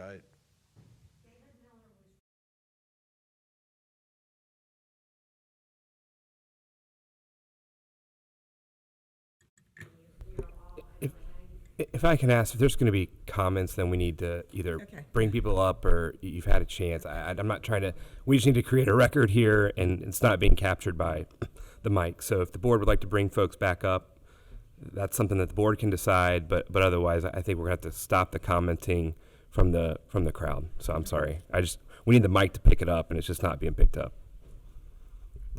So you want to close it? Those summarize the main issues that we heard about and what we're trying to do to address them. Be more appropriate to bring them back up after the public hearing and answer those questions from the audience or from the residents of Rayanne? We can do that, if that would help satisfy I mean, that. I just want to make sure we're doing this legally, and if legally means the comments in the audience aren't being picked up, then would it be a better keeping it legal to, because I've got questions myself, but that's not, so that we stay within the law. This is just the public testimony part. I've got some other questions. Yeah, all I would say is that we're trying to create a transcript. I'm sorry, Brody, what, please? Yeah, so during a public hearing, we have to just capture everything that's it has to be recorded and ultimately There's just not mics out in the crowd there's not to mics pick in the the questions crowd. up. So it's entirely up to the board's discretion. I think that at least the conversation I thought earlier was, they had a chance to come up. There's no time limit on these. They can present questions, present comments, concerns for the board, for the applicant. So I'll defer to the board if you want to bring folks back up. But I totally defer to the board on that. If there are additional questions, I support bringing that back up, but it's not going to be a back and forth. It'll be questions and then answers we can get from Wawa, and whether people, the board or the citizens are happy with that is up to them, I would say that the board's questions would typically come Right. later on when you might bring the applicant up or Right. something like But that. the questions that we're getting now from That's right, yeah. the and- crowd, I have no problem with bringing people back up, ask that question. Right. If and, the board, and then have them responded to. yeah, if I may say, if the board does elect to do that, which is entirely within your guys' control, I would just ask that we not just repeat everything that you've already said. So if you have properly- questions, feel free to come up. But I just. Is it legally proper to do that when it comes up later on the agenda, which is consistent with what I was saying earlier, that there's a time and a place so for that, and it's not it depends during on if resident you- testimony? Yeah, Dan, so Mr. Unger, sorry. It depends on if you close the hearing, which is how you guys have typically handled this, then you would have to either reopen it, you could continue it until later if you'd like, you can bring them up now to present questions, and then you can either have those addressed either via your questions to the applicant at a later time. It really doesn't matter, but if we close it, you typically wouldn't reopen it, is my point. So my point is that if people have questions, have them come up, ask questions now, and whether we want to have it answered later in the public hearing or answered during when it comes up for a vote, either way is fine with me, but let's do it under the shell of the public hearing if people have questions, and that's right. That will be, and that would be a question, not really a statement, because we've had unlimited time for statements, but this would be specific questions. And I think, Mr. Unger, to your point, any questions the board would have, you would do not in the public hearing, you would do that a little bit later on when you're considering the resolution. So. Right, I just want to make sure we're doing this legally, because I can see where this might end up at, so, and that's what I was talking about earlier also. So I would say, if I would, somebody wants since we to come weren't at back this up and meeting ask a and we're question. hearing things that we were not apprised of, I think they should be able to come up and ask. So the only thing I would ask if we do this again is when you come back up, please just, again, state your name and address and verify you've been sworn in. Sorry, I'm just Do we need trying a to motion preserve for it. this, or? We're still in I the don't public think so. I hearing. think the Okay, public hearing. just making sure. So. That's my point, is I just want to make sure we're doing this legally, residents, and that's what I've said all along this evening. I just want to make sure we're doing this properly, so the comments are recorded. It looks like Brody's considered, is that okay? Okay. Yeah, absolutely. Okay, Mr. Okay. Snavely? Okay, so what is your favor, Steve, that you would ask Mr. Warnement a question, or what?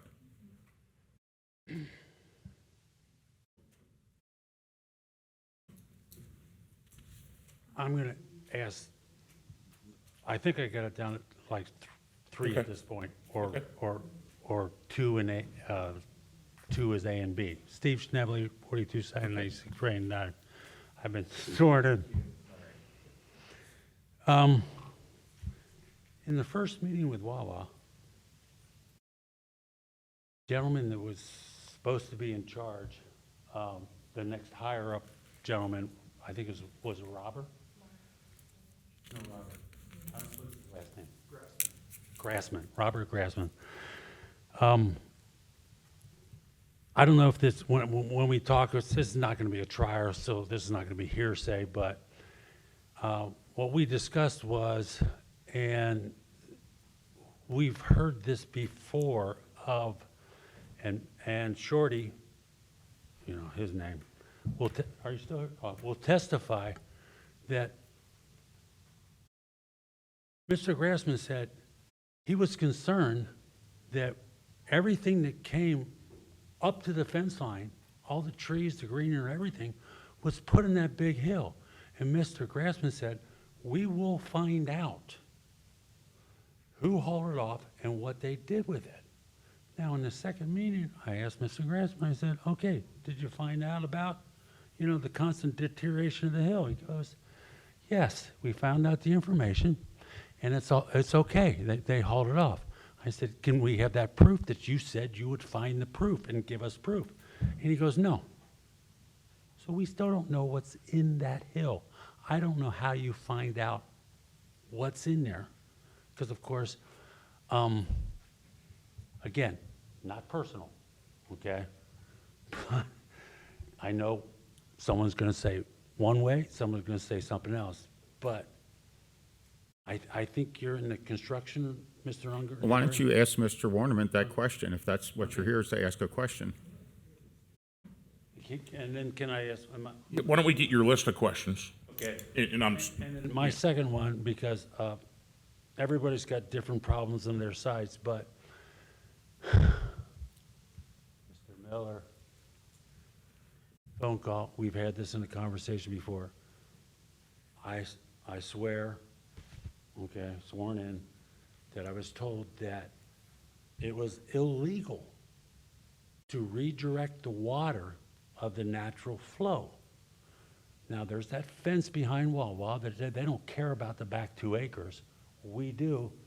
But they're capturing all the water, because behind my property, they captured it with a groove that it used to be. If you look at the original final development plan that showed the terrain, you're gonna see it at Ben's Land, which is at 945, and it starts to teeter down, but it goes 30 feet, I think, at least into Rumpke. So all that water's supposed to come this way, but what they did is they grooved it behind me to take the water away. And as I said, I've asked 8 times with, again, your help, we're in the final development plan. It says any trees over 4 inches, you mess up with, it's $400 per inch. Now, I measured my trees and I multiplied it out. It's over $100,000 of trees, and I got 28,000 maples dying right in the corner now. Okay, so if Gary talked about a $10,000 bond, how about a $250,000 bond that lasts for at least, be reasonable, 5 years? Because it's not my trees, it's Shorty's trees and everybody else. That sway of they're taking the water that ran south, they're capturing it, all of it, and making it run north to that retention pond. To what? To put in the drain where we need it? The back, you come to my yard, underneath those trees where the one fell, now the whole backyard, the grass is not dormant, it's dead, it's gone. I have dirt now. So we all have certain problems, but my 2 questions is I asked them 8 times, help me, about my trees, or, cover the roots. I said, put the soil back the way it was. Leave the berm, just bring it down and make it level to my property, how it naturally flows. And then the gentleman says, Grassman says, well, I'm an engineer, and you can't re-engineer the water to do that. And I'm going, well, you engineered it to take it away without making a final, the change in the final development plan. So questions is, why can't they put it back? And if you're gonna buy that, we can't engineer it. And you're not gonna approve the water coming back on my land because you tell me you can't give me my water back? There's something wrong. There's something wrong there. So I think your questions are, you buy my house, okay? So you can have the dying trees, and you're gonna be PO'd at Wawa to say, at least try, if they try. And I told Grassman at that meeting, I said, I'm fed up. Just try. And if they die, you messed up, I'm gonna forgive you, then they die. But at least try. Madam Chair, with the So the 2 questions are, can they, put the reef back? what's in the hill, and or what are you gonna, how about the water? How about the water, or how about the damage to the trees? Which is, like I said, in the paragraph that says $400 per inch. Is in the contract. And Wawa should be able to go after the contract. So you're, like Matt said, your questions are, can you, What's in the mound? what's in the mound, and can you Prove it. grade, can you grade the dirt back? Yeah. Okay. Get the dirt back and prove it. Well, get the dirt back or the water? It's, Well, you gotta have the dirt back. Okay. He wants, okay, gotcha. The water runs. All right. okay. All right. So, And then they're taking it away from the big hill, that they're not getting it, but if they're gonna put in sod for Jill, then she's probably not gonna get that overrun like she did last year, and she's really accommodating, so whatever you do to make it better for her, she's gonna be happy. I'm not, but I'm gonna still try to make him smile again. There it goes. so I think as process, we should probably get all the questions. Yeah.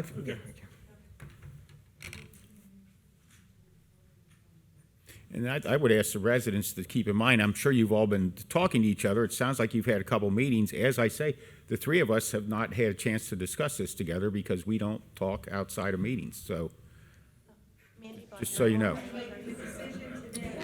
Well, go ahead. What are your questions? What are your questions? So my questions are, a lot of the things that I asked at the last meeting we had with the Wawa people at the store was, the covers on the lights was one thing that we requested to make sure that they were all covered. The fencing, I don't quite understand. They told us that the retaining wall was gonna be 5 feet, and now it's only 4 feet.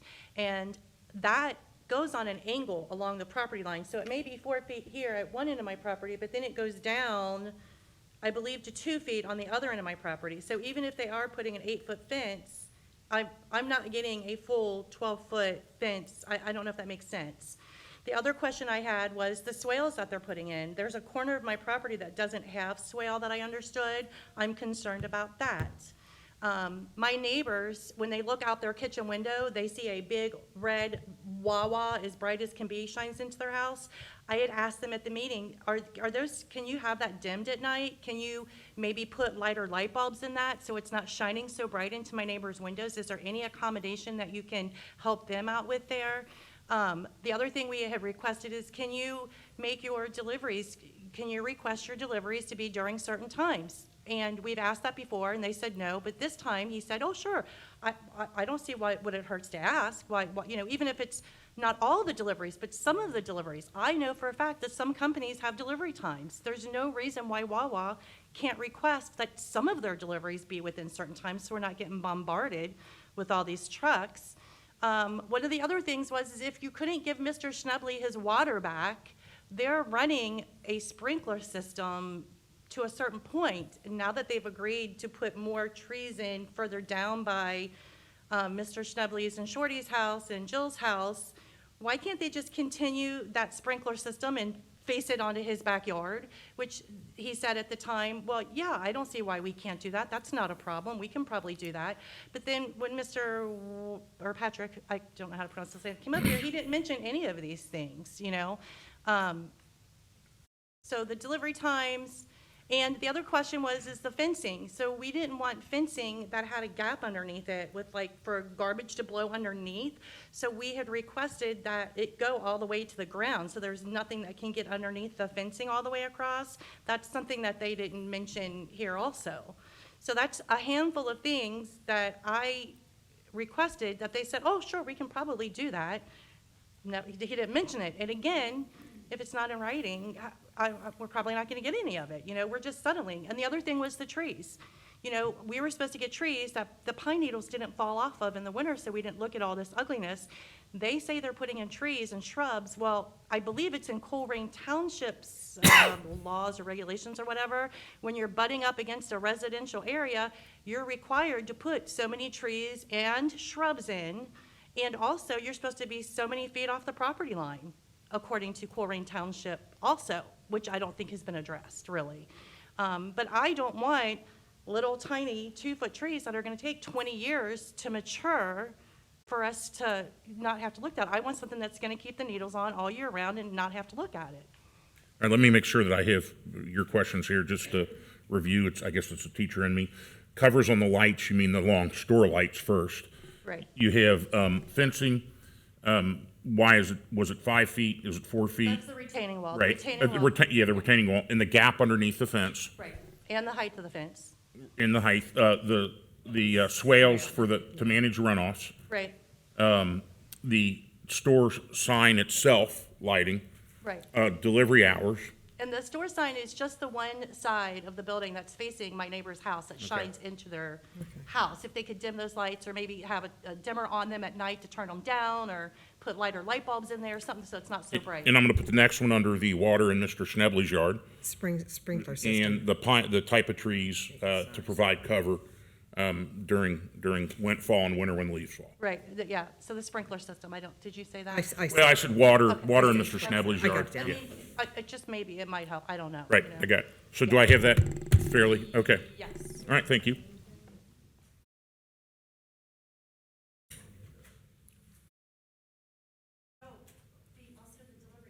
I I have delivery times down, delivery hours. Again, I didn't hear anything about the plans that I just said in the meeting earlier on his new revisal plan. The plant So I'd size. like to have all them. The plant size. The fence line, Oh, the drain, yeah, I have yours, the sod and the drain. the dirt that they promised me to put back over top of my roots. Okay. The drain in the front yard between mine and Jill's house. To clean the drain, or, Yeah, it's full of dirt.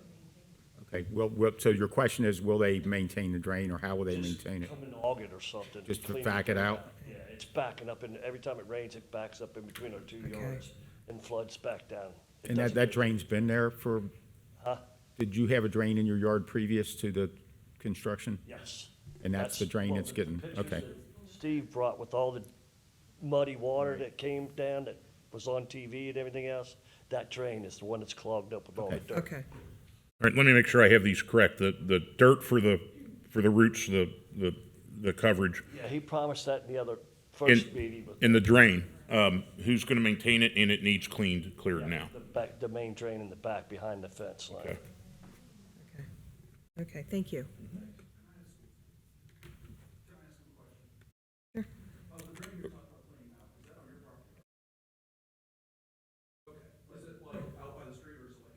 It's in between mine and Terry's house, Jill's house. It's in our front yard, between our two driveways. Like, if you'll give us permission, come there, we'll clean it out. Yeah. Okay, yeah.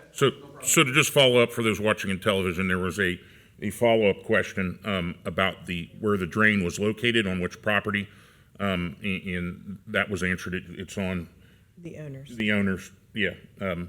Shorty and Jill, is that correct? Is that where the drain is? Okay, all right.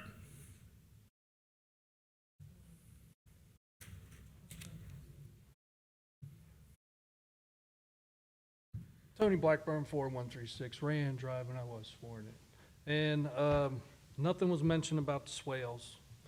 My backyard, since they started construction, it's the water has just washed it. It's just all hilly and bumpy and stuff, and it's eroding it away.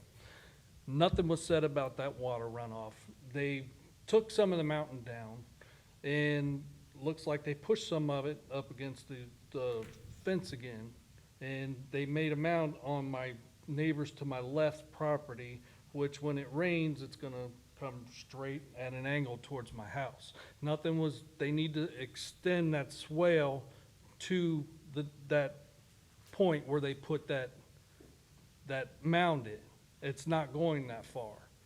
And it's just washing my yard away. It's killing my sump pump. When my sump pump goes out, it's done.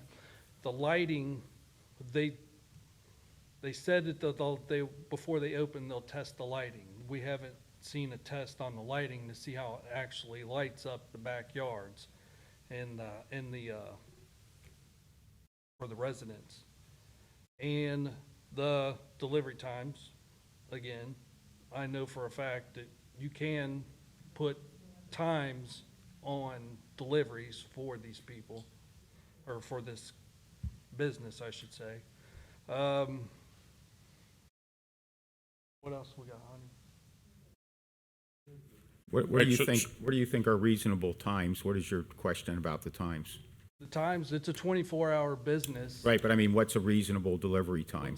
Anywhere from 4 a.m. to as late as probably 10 at night.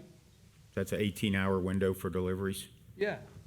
And Well, that's what you want? For a 24-hour business, yeah. You just, I you just don't hear- want any between 10, 6 a.m.? Yeah. well, I'm not trying to bargain, I'm just No, asking. no. I get I it. didn't know what your idea was, what you thought was a reasonable delivery time. I work in the delivery industry, and I know that there can be times put on these Okay, businesses. that's what I'm asking. Let me make sure I've characterized this right. You've got the swales, the backyard for the water runoff. Sales are the main, but it's water for me. Yeah. Take some of my water and put it in Steve's yard. Okay. Too much water, okay. And then the others I already have recorded, with the delivery hours, and there was a second one that I already hit on here, I can't. The lighting, yeah, okay. And Of the lighting of the, This is how it lights up the back lights. Over the pumps. Okay. The pumps haven't been turned on yet, right. because it reflects back towards the residents. Okay. All right. And from my understanding is the mound was never supposed to be there. We never got the letter, and I've heard rumors that Rumpke's willing to take the dirt. Why isn't Rumpke taken, why haven't you all said, okay, the mound hasn't come down, Rumpke's agreed to take the dirt for, I don't know. I don't know how much they'll charge, or if they'll even take it for free. You know, I don't know. There's always options out there that nobody has put out there for this dirt that nobody wants to look at. And the water, Okay. please, swales, Okay. please, thank you. And there was somebody.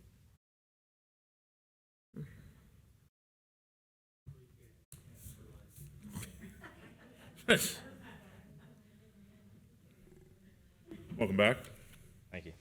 Ben Miller, 4228 Rayan Drive. So kind of want to address the fence again. They say we get 12 feet of total height. They say there are trees on my side of the fence.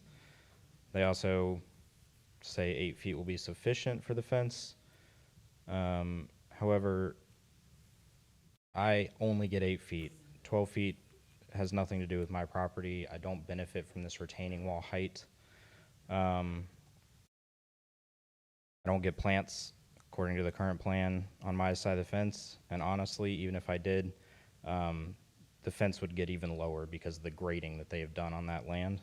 So I'm kind of conflicted. I asked them in our meeting if they could put a retaining wall and put some of that soil back so they could push the fence back and put plants on my side.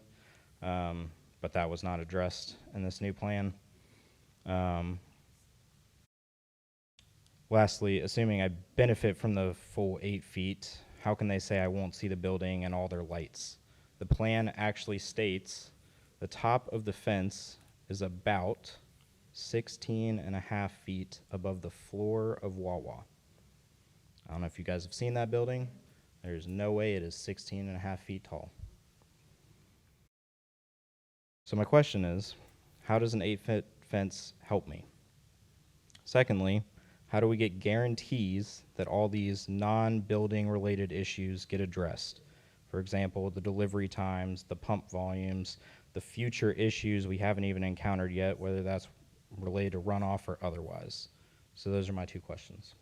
So you have, how does the 8 feet, I'm sorry, your address again was, 8-foot fence, future runoff. you back up, are you towards the front? You're- Okay. Yeah, so how does the 8-foot fence help you and, Because I only get 8 feet. right, and the enforcement of non-code agreements, I'll say. Is that fair? Sure. Okay. And how far back are you on Rayanne? If I go down from Colerain, how many houses back are you?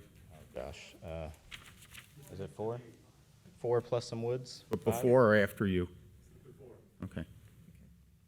So the back of that Wawa building runs straight down the middle of my backyard. Okay. So I'm not kidding. When I look out my back window of my kitchen, I see Wawa just about where you are, maybe Okay. just a little bit to the right. Okay. So, any other questions? Thank you.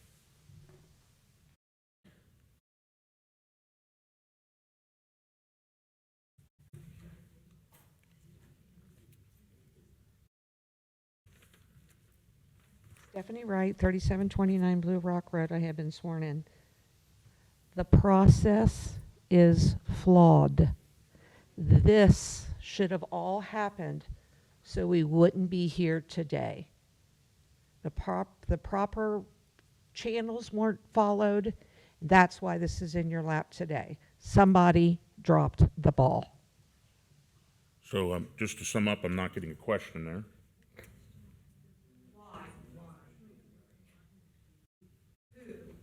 Any additional? Is there anybody else?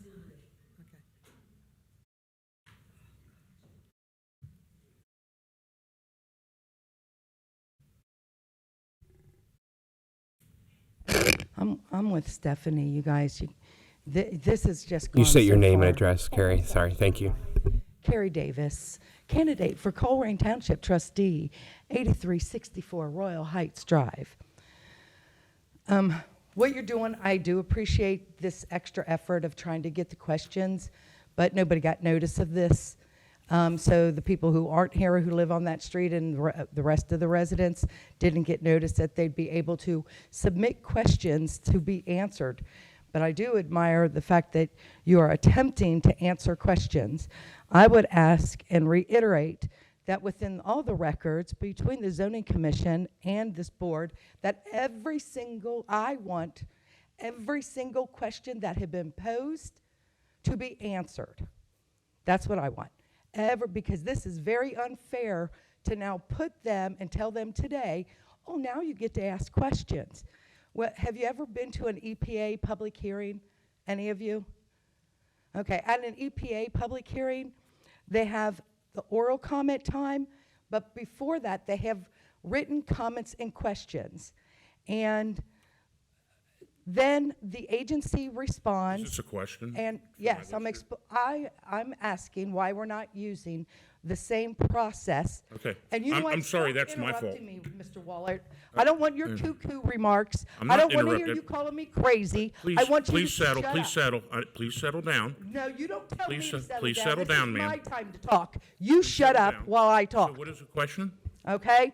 The question is, if we utilize today, since you guys are trying to answer questions, I think you're genuinely trying to answer questions, you can't do that today. This has to go back. You're going to have to bring it back. And you answer them in writing. I still haven't heard a question yet. I am asking for them to have, you are so rude. Thank you. And next. Thank you, Dan and I Ms. wasn't Ulrich. interested in having people come up and grandstand. I Dan wanted to and get Ms. questions and Ulrich, solutions. Thank you for your But, you know, patience I and know. being respectful. I'm sorry to let myself be distracted by that. Uh-huh. But anyway, so what I'm suggesting to solve the problem, folks, is that you answer these questions in writing, give Wawa the chance to give full and complete answers to the residents, and vote on it at your next meeting. That's what I'm suggesting. I think that you're trying really hard to address these valid concerns, and I don't think doing it ad hoc in this manner abides by due process rights, and I think it's not going to change anything if we don't answer them in writing. So I'm asking that all questions be answered in writing. Thank you very much. All right. So I have no questions there. Is that it? Oh, Mr. Miller? Is it Miller? Mr. Miller? Oh, no.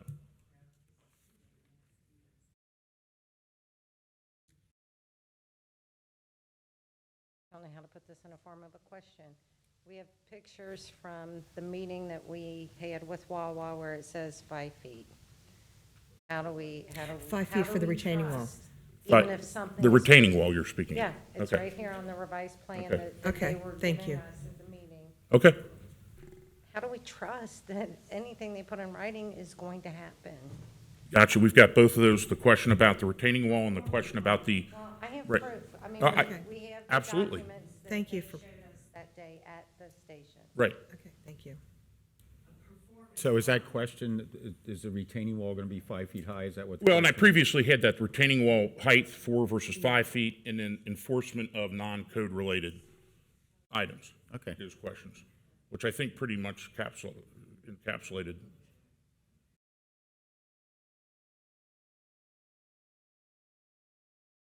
Sorry to add on. Ben Miller, 4228 Rayanne Drive. One of my neighbors brought up a good point. Another question, what contact will we have after all this with Wawa? Will they lock the back doors of the building during off hours? I'd throw out 8 p.m. to 6 a.m. I'm sorry, did you say block or lock? Lock. Lock. Yeah, turnkey lock. Because if that store gets robbed, they will come out the back door and over that current 8-foot fence into my backyard. So the question is, will it be locked during off hours? frankly, can the Wawa sign be removed from the back of the building because it's only facing residents? I'm not sure I understand the purpose of that signage, because that may help alleviate some of the concern about the lighting and stuff we're going to get.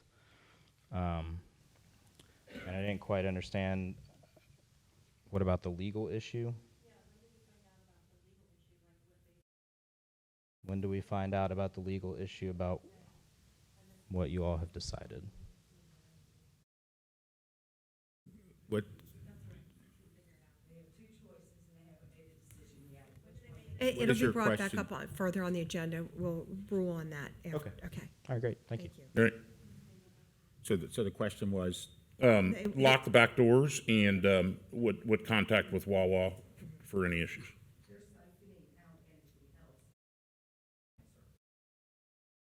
I'm sorry, was that a fair summary of your questions, or did I miss one? If, yeah. And the legal issue.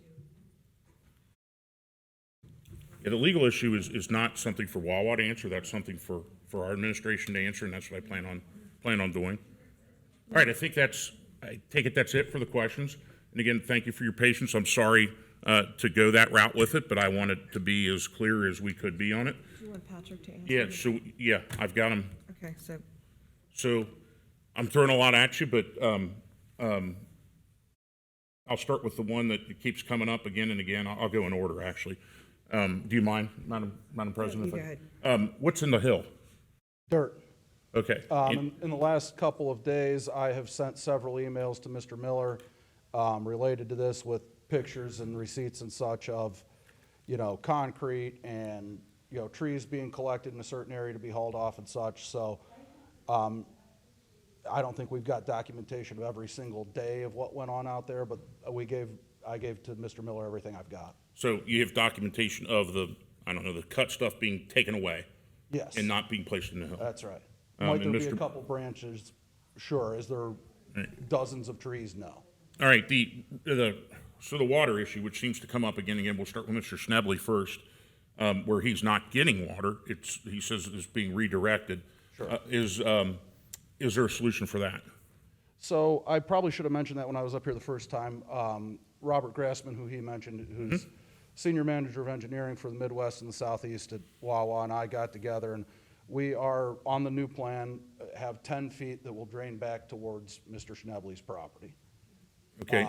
So you can see the little bit of a conundrum where a lot of the people don't want water coming out of their property, and we've got one who does, and so we've got a 10-foot strip that will drain back towards him. Okay, in this groove that he's speaking of, that'll. That's the drainage swale that's on Okay. our side of the property line. All right, and there are some things about the store lights, the brightness of light, which is regulated by our zoning code. I don't have it exactly in front of me right now, but I take it from comments that two didn't have covers, or do they now? Those have been installed. The two pole lights that did not have the additional shielding has been added, yes. And we meet Colerain zoning? I think for we lights. exceed it now, yeah.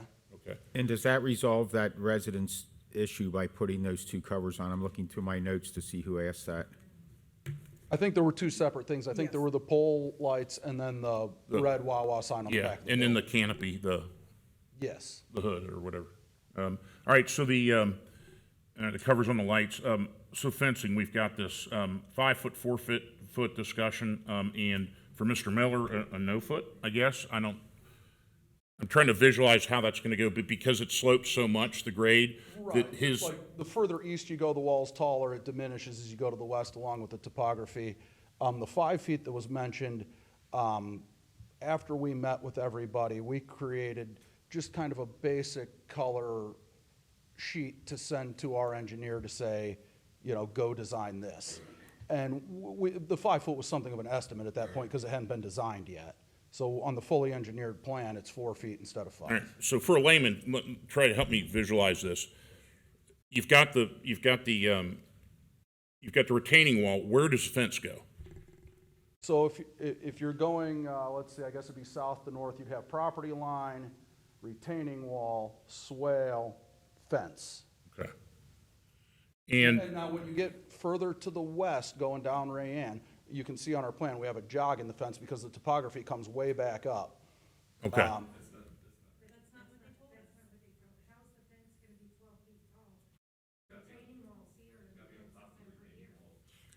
See, that's what I envisioned, it being on top of the retaining wall. You're saying it's gonna be two separate. Yeah, so if you got a retaining wall here, you know, that's bringing the ground up from here to here, little swale up here, and then 8 feet back here. So you've already built 4 feet in over here. Okay, so all right, so it's tiered, it's terraced. Yes. Okay. All right, let's see, so I'm getting to the rest of the questions here.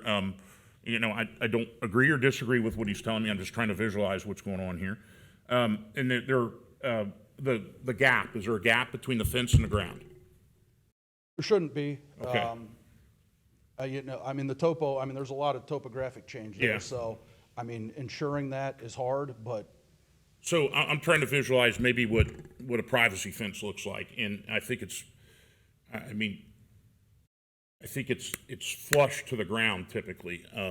There might be some changes here and there, but I mean, it's enough so that people often who have privacy fences have small dogs that could burrow underneath, and the privacy fence avoids that. So, I mean, to say it'd be completely flush would be hard to do, but I think their point is valid about trash collecting there, and that's something that I think can be managed on site. Is that something you could bring dirt, realizing that ground is not a straight grade across, and if the ground has an undulation to it, could you bring dirt up to the bottom of the fence to, you know, cover a spot where the undulation of the earth is? I will admit, I am not an expert on fence installation, but, I mean, I think the intent would be to have it as flush as the topography allows for. So, Mr. Unker, could you repeat that? If you know, the ground is not straight like this table, the ground might undulate a little bit, and Okay. and you know, you can't take the fence and go like that. Right. So could you bring dirt up to fill in? To level it. To level it at the bottom.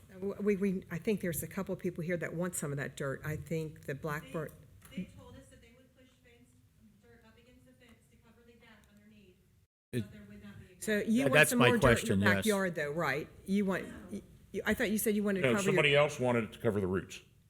Okay, you wanted for the roots. I didn't know if you wanted any more dirt. Okay, so. No, so Yeah, there's a few hands up here that would want more dirt in their backyards. Right. To level it out a little bit, correct? All right. Oh, okay, sorry.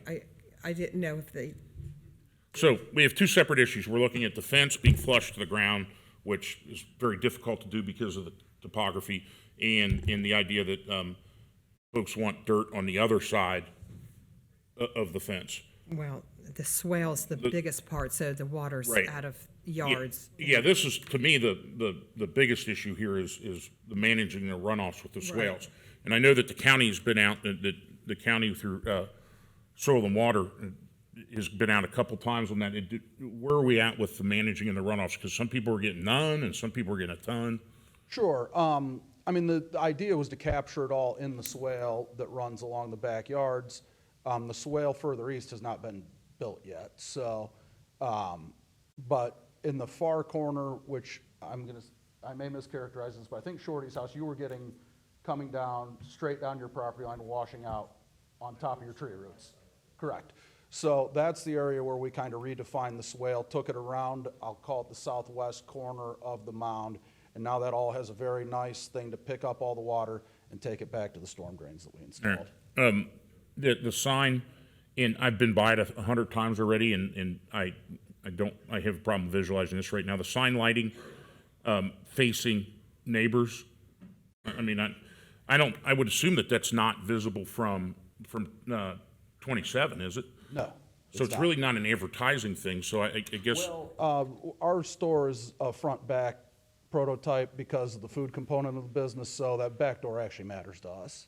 Okay, so the back sign. Yes. So, and does that, Mr. Weckbach would maybe have an answer to this. The sign lighting is by code here, right? Yeah, I believe one of the original requirements under the original FDP was 0-foot candles at the edge of the property. Okay. The trees with I don't know, the pine needles, the ones that don't shed so that this continues. I guess the trees that you're wanting to put in there have leaves that fall. And originally there was a discussion about ones that have pine needles so that they stay, so that it acts as a visual block. This modification, you can't say the size of the trees, the height of the trees, and, you know, you can't see anything. What they're saying is what they were told is you wanted 6 foot to 8 foot trees, and. Wawa brought in pictures and showed us what the trees would look like. Right. They were full grown 15 foot. Yeah, these arborvitae trees are exactly what we're talking about here. The evergreens arborvitaes. that grow several feet each year that. And the minimum height of these arborvitaes because it's hard to tell on this. Sure, understood. The height they are when they are planted, I don't know the answer to that, but I can So get we that should to put Mr. a minimum on that. Great. I think we talked about the dirt for, I hate to use this name because I don't remember the gentleman's name, but Shorty, that he's talking about for his roots that I guess has washed out with some of the issues that happened with the massive amount of rain. The drain that I guess is on, again, I'm sorry I don't have last names here, Jill and Shorty's. Yes, assuming they're willing to allow us onto their property, we'll clean it out very quickly. How often does a drain like that need to be cleaned out? I mean, I know that in one hand you have problems sometimes with roots, but this, if we have, I mean, we had a special spring with a ton of rain. If we have that again, how are we assured that that's not going to fill up immediately and start clogging again? Cause I think with the commitment that we made to put in sod instead of seed and straw, it'll get that grass established faster so you won't have that mud coming off when it rains. And I wondered that when I saw the straw, and then there became this debate about the mound, and then everything was stripped off, and now, you know, a sprinkle will just send mud down. We've talked about the swales, the backyard, the water runoff, and I think this one's maybe Mr. Miller that talked about extending it to the point of the mound. The swale? Yes. So there's 2 swales. So there's what I'll call the west swale that comes from, you know, basically Shorty's corner to Mr. Schnebly's property. So we're going to give Mr. Schnebly's 10 feet so it drains back this way. And then from there west, that is all going to be captured into the storm system that we put in. And then the swale to the east drains to the east. So because it's so much lower over there, we couldn't get it all to drain back the other way. Okay, and again, this, Mr. Weckbach, first, the lighting of the canopy, is that regulated by zoning code as well? I mean, it should be under that same 0-foot candle requirement. Okay.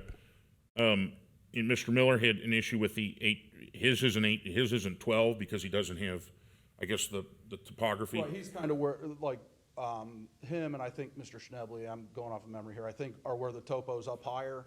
So, if we could come up with some other kind of accommodation to give them another 4 feet, we're happy to do it. I just don't know what that would be because, like I say, I mean, this 12-foot fence, like I say, as you work across topography, it does this and this, and it does not look good.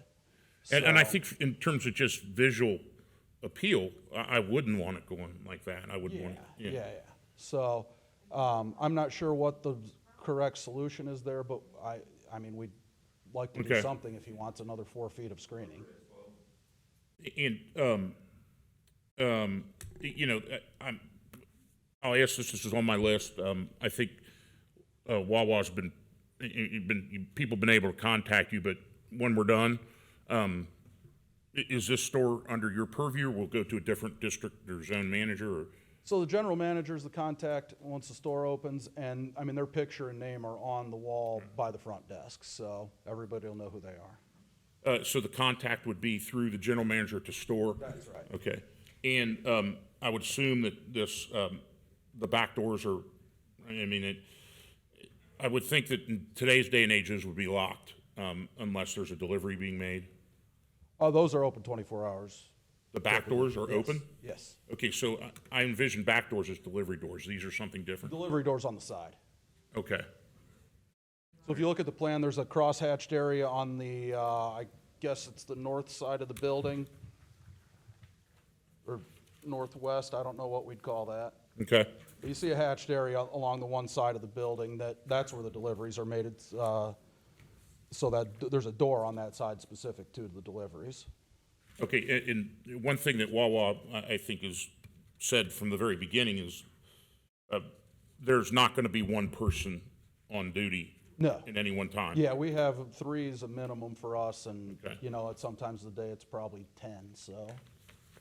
And I understand that's a concern if somebody comes in and robs it, that they would go back into Mr. Miller's backyard. I don't know, locking those back doors would help, because if they're gonna rob the place, they're probably gonna have you unlock the back door. May also be a fire code issue. Yeah, and a fire code, yeah, absolutely. And they can run out the front door. I mean, I don't know that Yeah. is a huge I mean, difference. I think typically, and maybe the chief could speak on this, if somebody, they want to get away, they're a half a mile from I-275, they're going to drive and they're going to get on that, typically. Although the speedway by my house was robbed by somebody on foot during the 3rd of July fireworks one year. And the other thing is deliveries.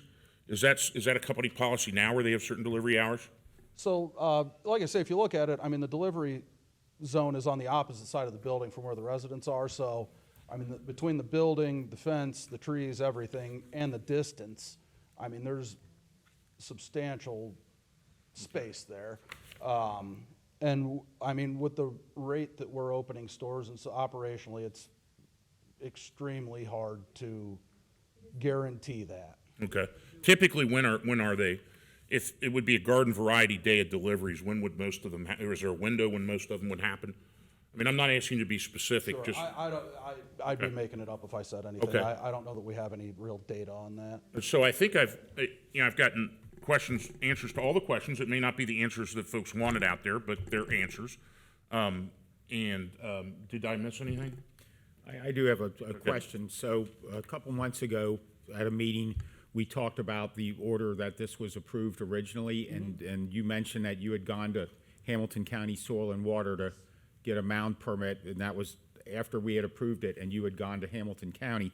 So if we make these changes, is that going to fall within your permit you got from Hamilton County? We Because would update it with them. We would give them a new set of drawings. and because such. and that's what I've said from the beginning was that's Hamilton County.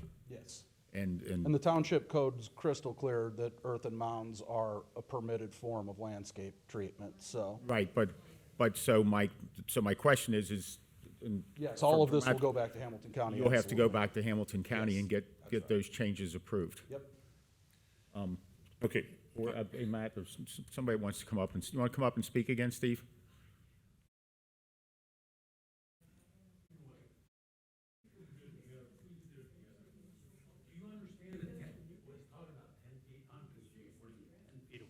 Talking to the mic. Oh, I didn't understand about the 10 feet of water, but what was the subject just before that? No, the 10 feet on Now, what was taken off the subject- mound? No, what was the subject you were just talking about? I just, Oh, after this was for approved, Hamilton County Soil and Water. Yeah. No, I have an email from, is it Mr. Alberto, to Emily Crace, saying, where is the approval from trustees and zoning of Colerain Township for the mound? I have that copy of that email. yeah, I think, It wasn't on our plan. I think they, What's that? It wasn't on the original plan that we said, and we do not have the engineering to even approve a mound like that. Yeah, there's no copy of approval from the There's no township because copy one from was not what given. we ever, Do you understand what I'm saying? Right, That we kn- he's saying that Hamilton County's approving it, Right. but I have an email from Mr. Alberto, Jim Gleason's, is it Jim Gleason?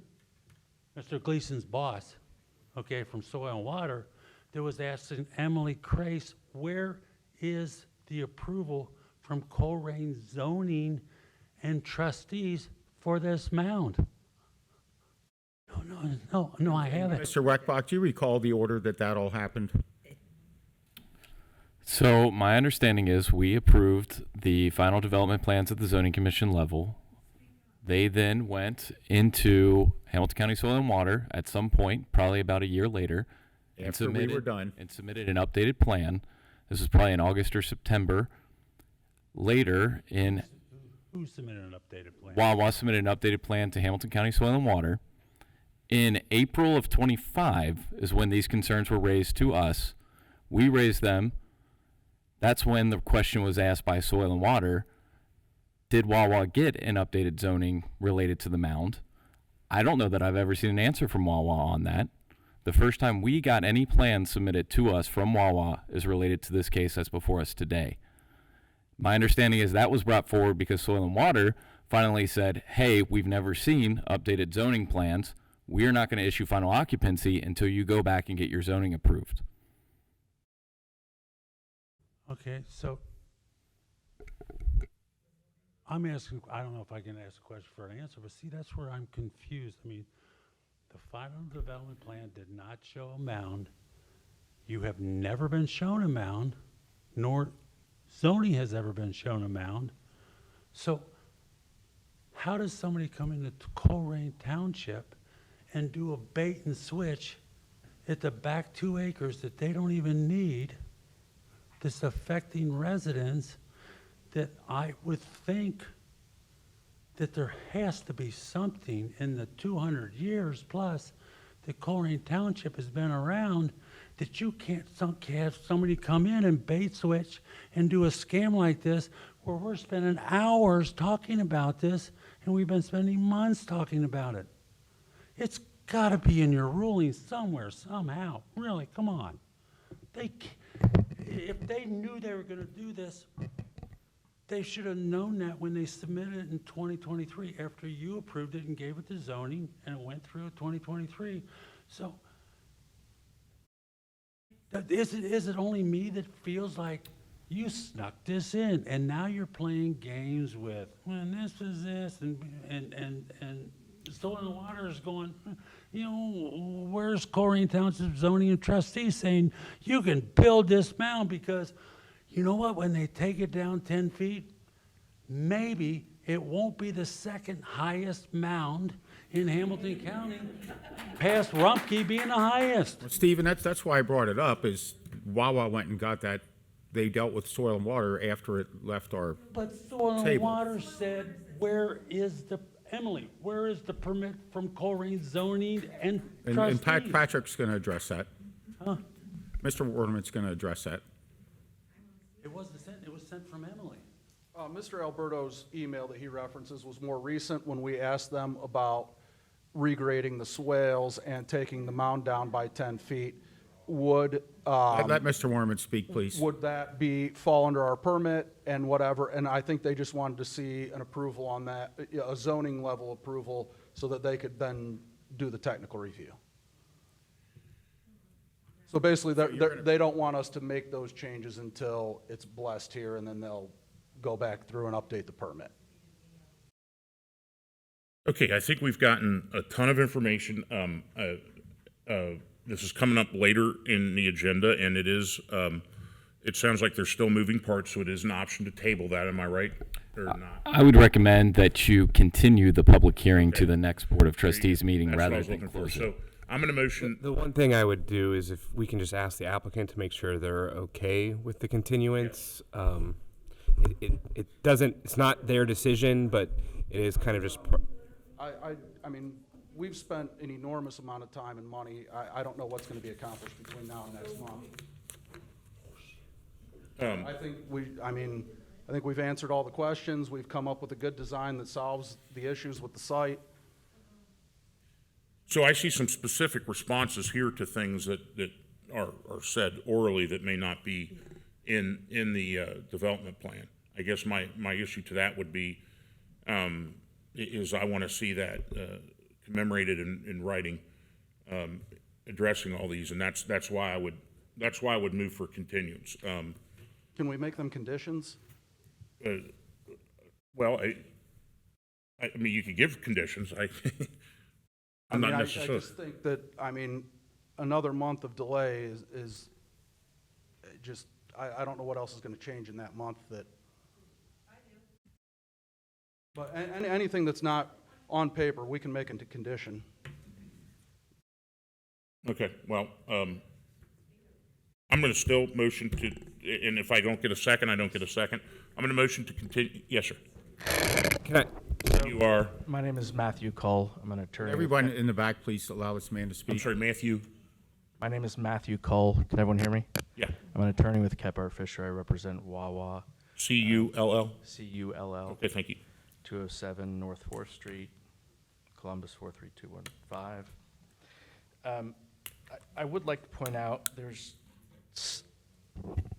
I got brought in a few months ago to look over what was going on, and I think some of the residents and townships residents' anger or confusion is because zoning itself can be confusing, especially when you're dealing with a township zoning code resolution and what that governs versus what the county governs, right? So the vast majority of zoning codes all over the country will contain things like, especially with a planned unit development, which is something relatively new in the state of Ohio, that when you put in a final development plan, as long as you are in, everyone understands that once you get to engineering, there are going to be slight changes.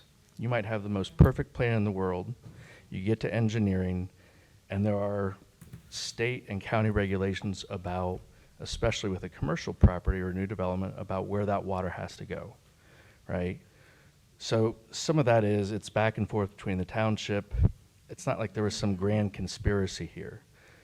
The other thing is the zoning code doesn't necessarily cover a mound. So simply because there's a topographical change, it's not necessarily governed by the township zoning code.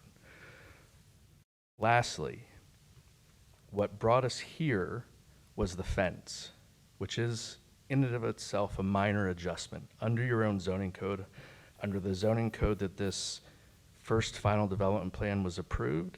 That's a minor adjustment that could have been an administrative approval without going in front of another board or without going in front of the trustees. Wawa has, despite what some residents say, bent over backwards, had multiple meetings, made significant changes, and spent significant money to try to satisfy, and I don't know if you heard, but there are residents that have different opinions on whether they want the fence or not. You can't satisfy everyone, and you can't make it so that the Wawa is invisible. This was about the fence, which is a minor adjustment. It became a major adjustment because in order to satisfy, and after meeting with the residents, they put all these other changes, which then pushed it into a major adjustment. That's the only reason we're in front of you right now. So, yes, but also, I think my point was I didn't want it to be an administrative decision because it is a major change for the mound itself. It's not, we're not here just for the fence, we're here for the mound too. So that is not, I've read the opinion, that's not what your zoning code says, and that's not my interpretation of state law on zoning. That it could be in substantial compliance with the final development plan, but with final engineering, there's changes to topography. Most of the issues that the residents had that I've heard that Wawa has told me about, many of them, if not all of them, will be satisfied once there's grass on the hill and once the plantings are in. If we force us back for another month, as was said, Wawa will commit to what it can commit to, but we want to keep it to what's zoning. So I have a question as to whether it's even a mound. I think I had this discussion with maybe Mr. Conover, Mr. Weckbach. There's multiple terms for what's going on here. A mound is strictly for landscape purposes and doesn't have a functionality for it.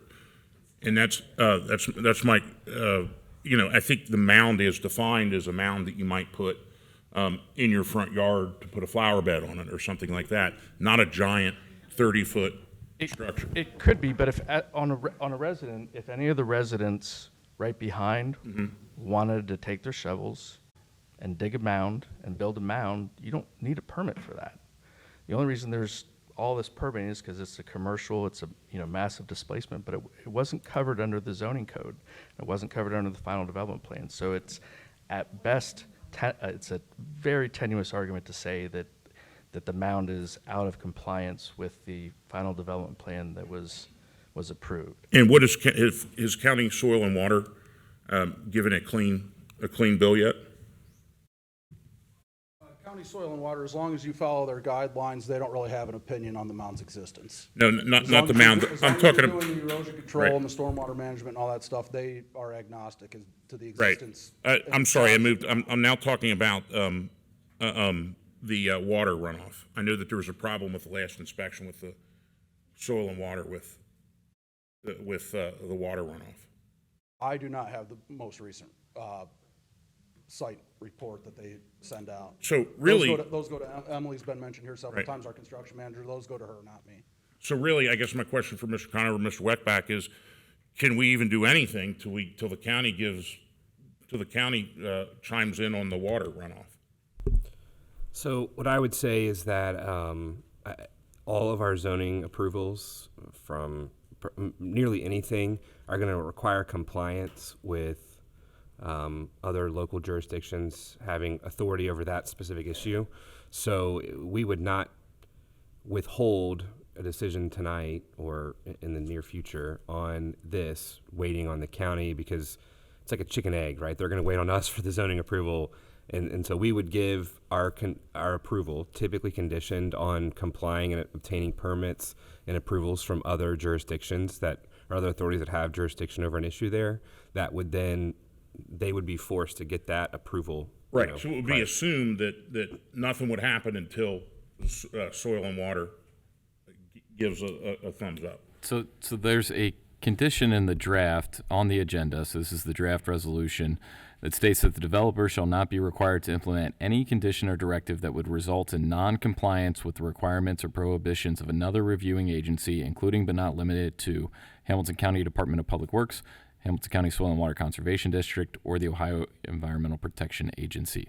So basically that is a condition saying that if we put a condition in place that violates one of those guidelines, they would not be beholden to that because that higher entity, because we're an arm of the county under state code, has the right.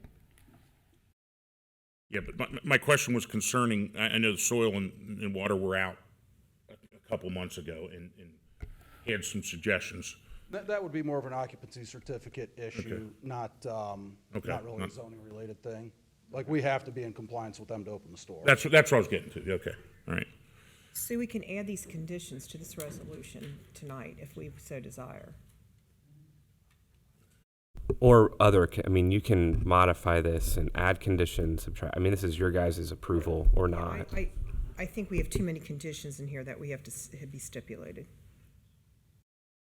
So, again, I am going to motion to continue the public hearing. I might not get a second. And I know this is against Wawa's. Let me ask another question. So what you're saying, Kathy, is that this would all have to be listed, such as they will put in 22 trees, they will have to use sod instead of seed and straw, the retaining wall, ultimately, the distance from grade to the top of whatever structure is there is 12 feet, whether it's. I think we should address all these conditions as part of address all these concerns tonight. So we're not opposed to that, but in approving the request and the plans as modified and submitted, Wawa has to stick to those plans. So the number of trees that are in there in the landscape that shows the screening, they have to stick to that. If they don't have those numbers or what they've put in, on all these, how many questions did? The size of the trees are not indicated on there. I think what you're looking at is our slides that we prepared and not the actual plans. Okay.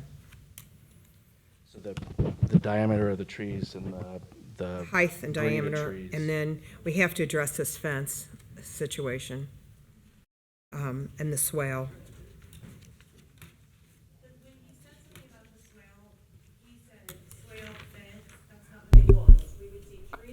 I am gonna again. I know that we've raised this a couple times, You'll have to but come up. we either need to conclude public comments, or people need to come back up. And I think people have had multiple chances to do that. So I've made a motion. I haven't gotten a second, but I'll add to that I'm not adverse to. I know the timetable gets kind of difficult.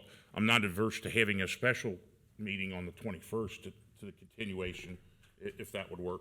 And I know, we keep giving you lists, I get that. This has been probably the most controversial project that I've ever been involved in. You know, but we have to, So, if I may, yes.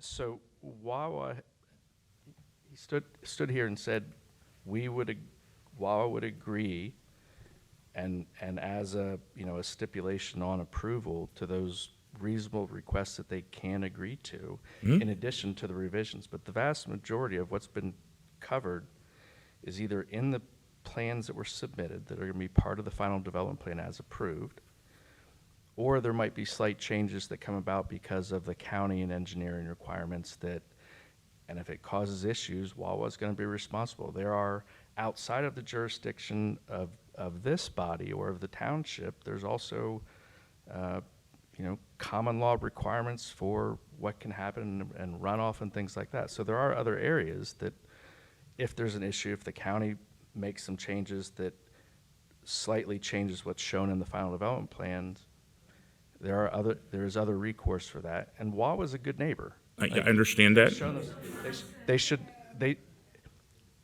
Were there absolutely, I think it'd be ridiculous for anyone to sit here and say that over the course of the last, how many years of construction, that there weren't significant negative impacts to the neighbors. And once Wawa took over, Wawa purchased land, they've been meeting, they've been trying to take care of it.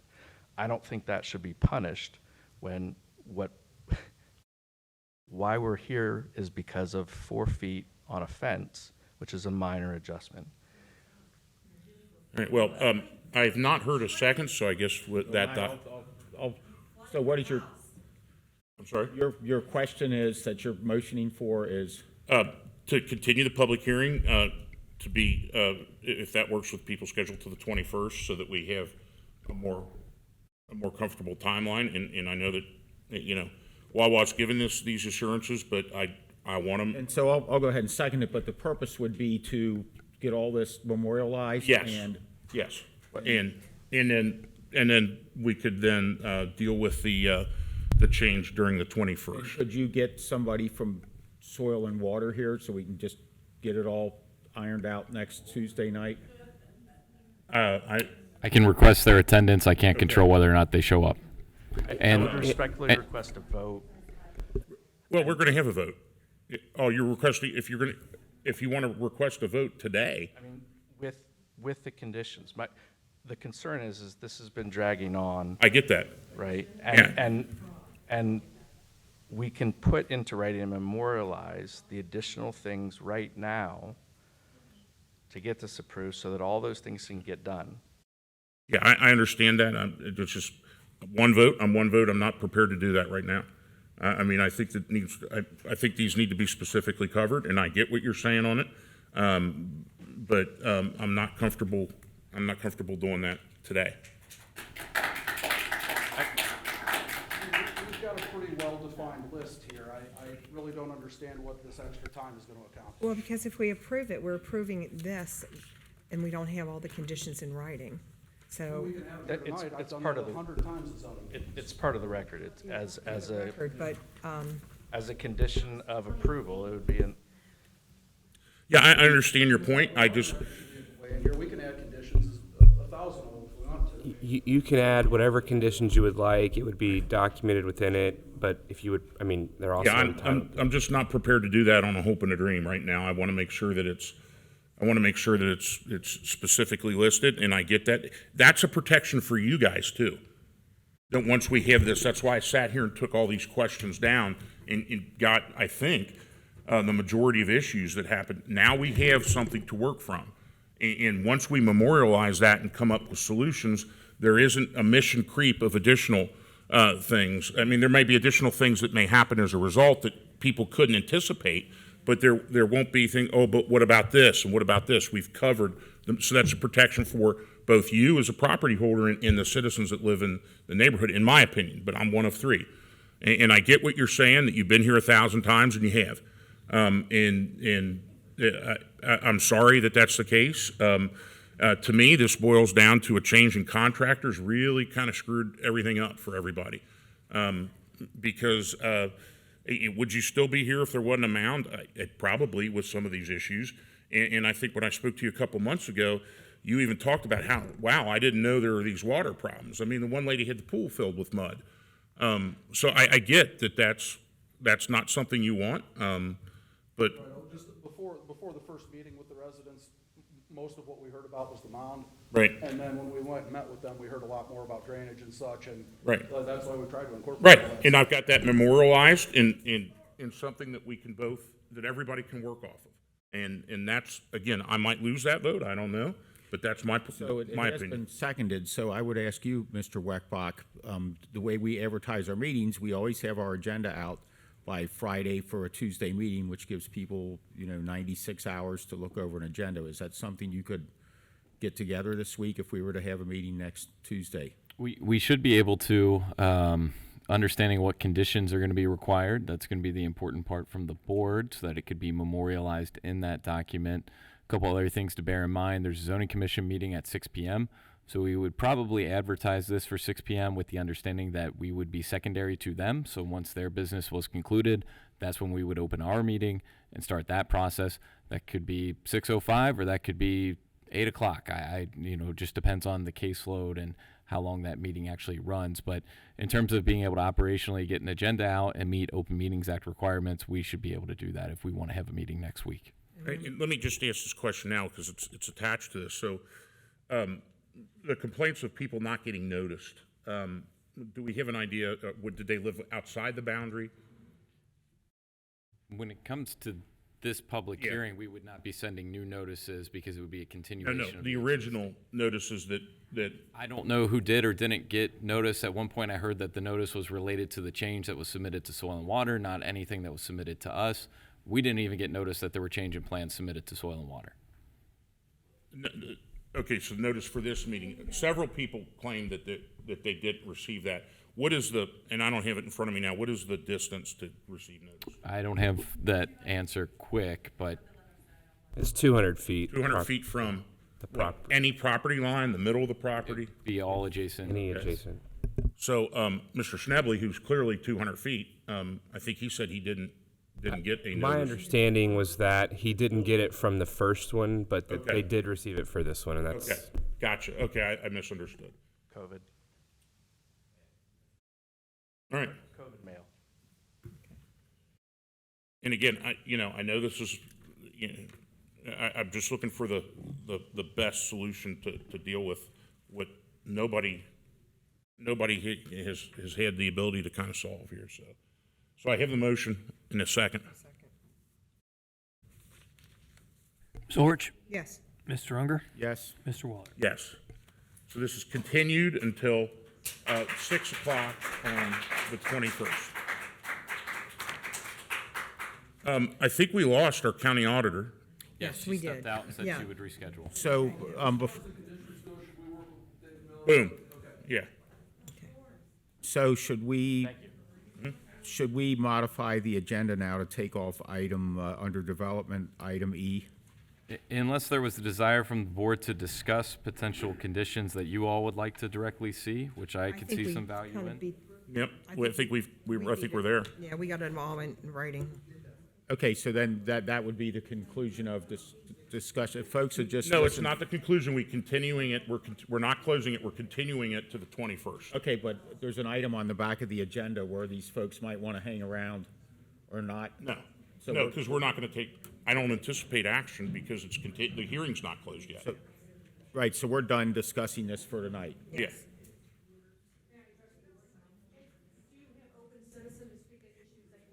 And Yeah. citizen address is That's coming up coming. right now. Yep. Okay, thank you. Yeah, so there'll be no more discussion on the Wawa issue tonight. Is that correct? Right. Right, because, yeah. It's 8:30. Do you want to take a 2-minute break or keep going, or? If you have to, you need a break? Yeah, I'm fine. I'm fine if you're fine. Too, okay. Again, thank you for your patience, those of you who stayed throughout this. I think it's important that we do as much possible to get things right. Okay, I have a lot of a citizens' address here, but I think a lot of people are walking out, so I'm going to read them. Do you want to go through our citizen address procedures? Citizens' address, I just want to make sure that everybody filled on. These are our lights. You've got 5 minutes. They're your green light. Your yellow light is you got 1 minute left, and at the red light, you are required to stop speaking. And please be aware that the statements and opinions provided by members of the public during citizen address do not necessarily represent the views of positions of Colerain Township, nor they are guaranteed for accuracy. The township does not vet, fact-check, pre-approve, or review any such commentary prior to citizens address. So with that being said, Ned Hager, he's first on my list, sorry. The library. Yes. Hello. Yes. I'm Ned Heger Brim, and I'm the manager of the Groesbeck Library at 2994 West Galbraith Road. And I just had a couple comments about Wawa. Just kidding. Just a joke, sorry. Thank you for allowing me a very few minutes to speak. I'll go quick. I'm continually thankful for being part of and serving the Colerain community. I want to take a moment to thank the Township for their ongoing support of the library, including Township Administrator Jeff Weckbach and his team, Colerain Police and Fire, and of course our Township Trustees. I also wanted to give a special thank you to community paramedic Chelsea Gehring, who has provided us with so much help recently when faced with community members in crisis. These individuals come to the library for various reasons, but we aren't really equipped to deal with some of these folks. And we don't have the training that Chelsea does, and she does such a great job coming out when we reach out to her for help. And I just really want to appreciate that. We shoot her an email, and she's willing to come over and talk to some of these individuals. And it's a great act on her part. I also wanted to give a word of thanks to Matt Pining. I may be saying his last name wrong. I've only emailed with him at Northwest Local School District. The always helpful Kiva Price put us in contact with Matt recently regarding a couple kids who are coming in and not attending school. And he came out to meet with them and their mom at the library, set up a meeting at the school district, and has been working to get them to school, which we really are happy to see. Just great to see that commitment from the district. And so both Chelsea and Matt are such a relief for us when facing people who are falling through the cracks that we see. I do want to very quickly take a few minutes to invite everyone to come down to and take advantage of the activities going on at the Groesbeck Library.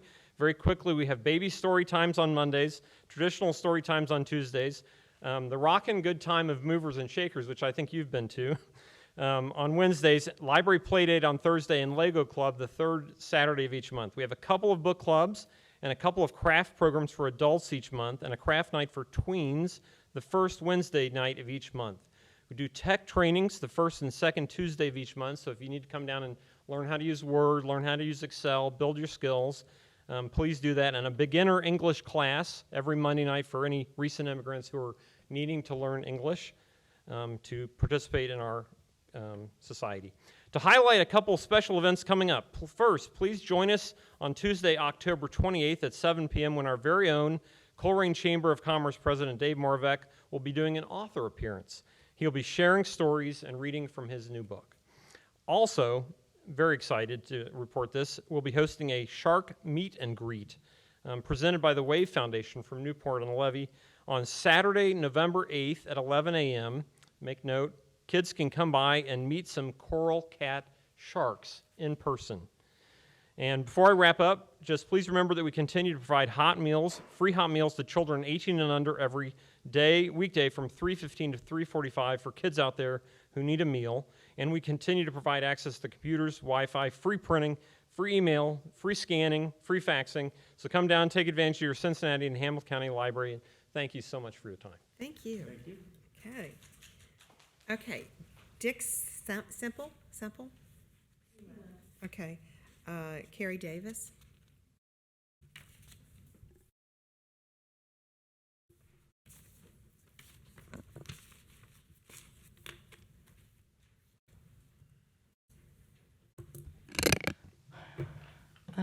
Thank you for your last vote. I think that was the first hope the kids, they're all kids to me when you're old, the residents have seen where they feel like you voted in their favor. So thank you very much, and I do hope it works out with them. I want to point out to you a couple little things about this. You know, this all came from a human error. It was just a human mistake that anybody could have made. And instead of us fixing the problem, accepting when we make a mistake and moving forward, instead we engaged in a year-long lie and finger pointing. And it was very sad to see it get to this level. And it could have all been fixed really promptly. I want to say that a lot of it is because what you did tonight and saying, no, we got to move forward with this in a more formal manner. I think that was really brilliant of you guys, because that is what's getting us in trouble, is misunderstandings. People thinking their solution solved, and then they get double mad when they feel like they've been lied to, and it just compounds and compounds. And so I am asking you tonight, I do not want to deny Goodwill. I like them. But I raised a lot of serious issues, and we can start moving forward in this more constructive, formal manner, or we can take the chance, that it's not going to go well, and that the residents are going to get upset and they're going to come fight with you. I don't want to fight. I just want to solve the problems. And the best way to solve the problems is to give good notice. And I think tonight you guys made a very constructive move forward. I'm asking that you do this for Goodwill. I think everybody can get on the same page with Goodwill, but I think those questions need to be answered, and the residents deserve the answers. And if you don't give them to them, then you're going to have irate residents. And you get what we got tonight, is a bunch of angry people. So I'm asking you to continue that decision until the next hearing, maybe even the one the special one.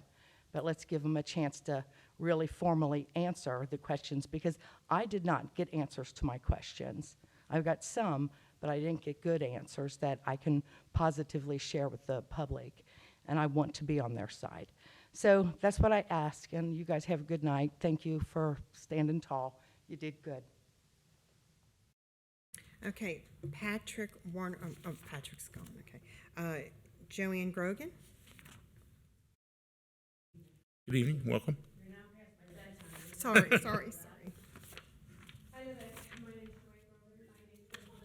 I'm sorry, could you put the mic? 9824 Prechtel Road.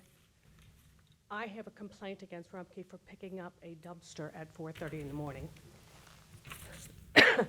I've looked at your noise law, so I called the police and said, what can I do?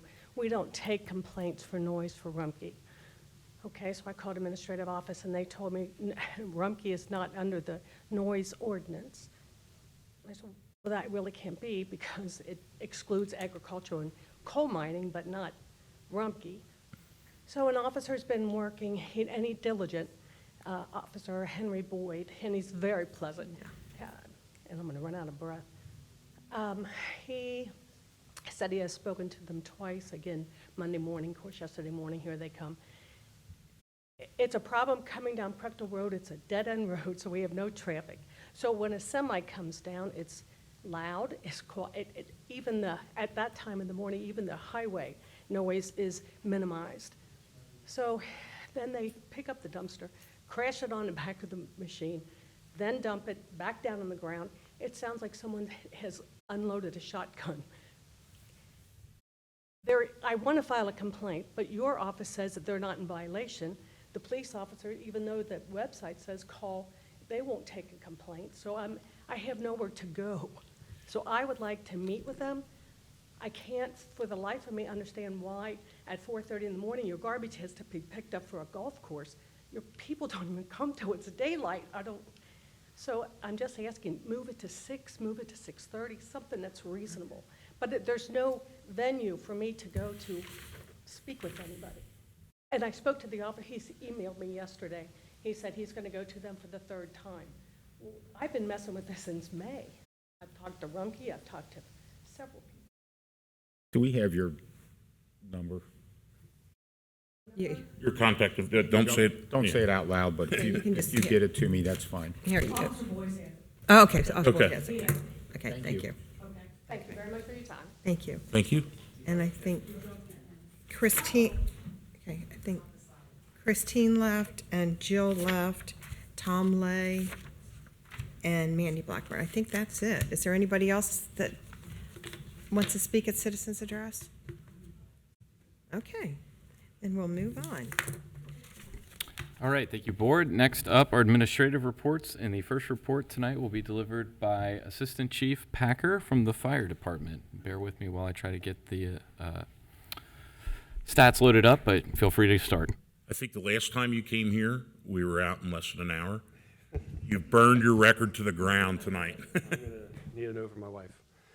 We had the Department of Fire and EMS last month, in the month of September, responded to 1,059 incidents. There was 180 fire incidents, 879 EMS incidents.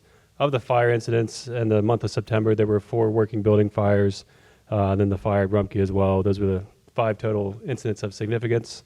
The overall average response times are 4 minutes, 47 seconds. And then looking back at the fire incidents, total loss of $510,000, but total save $2.7 million.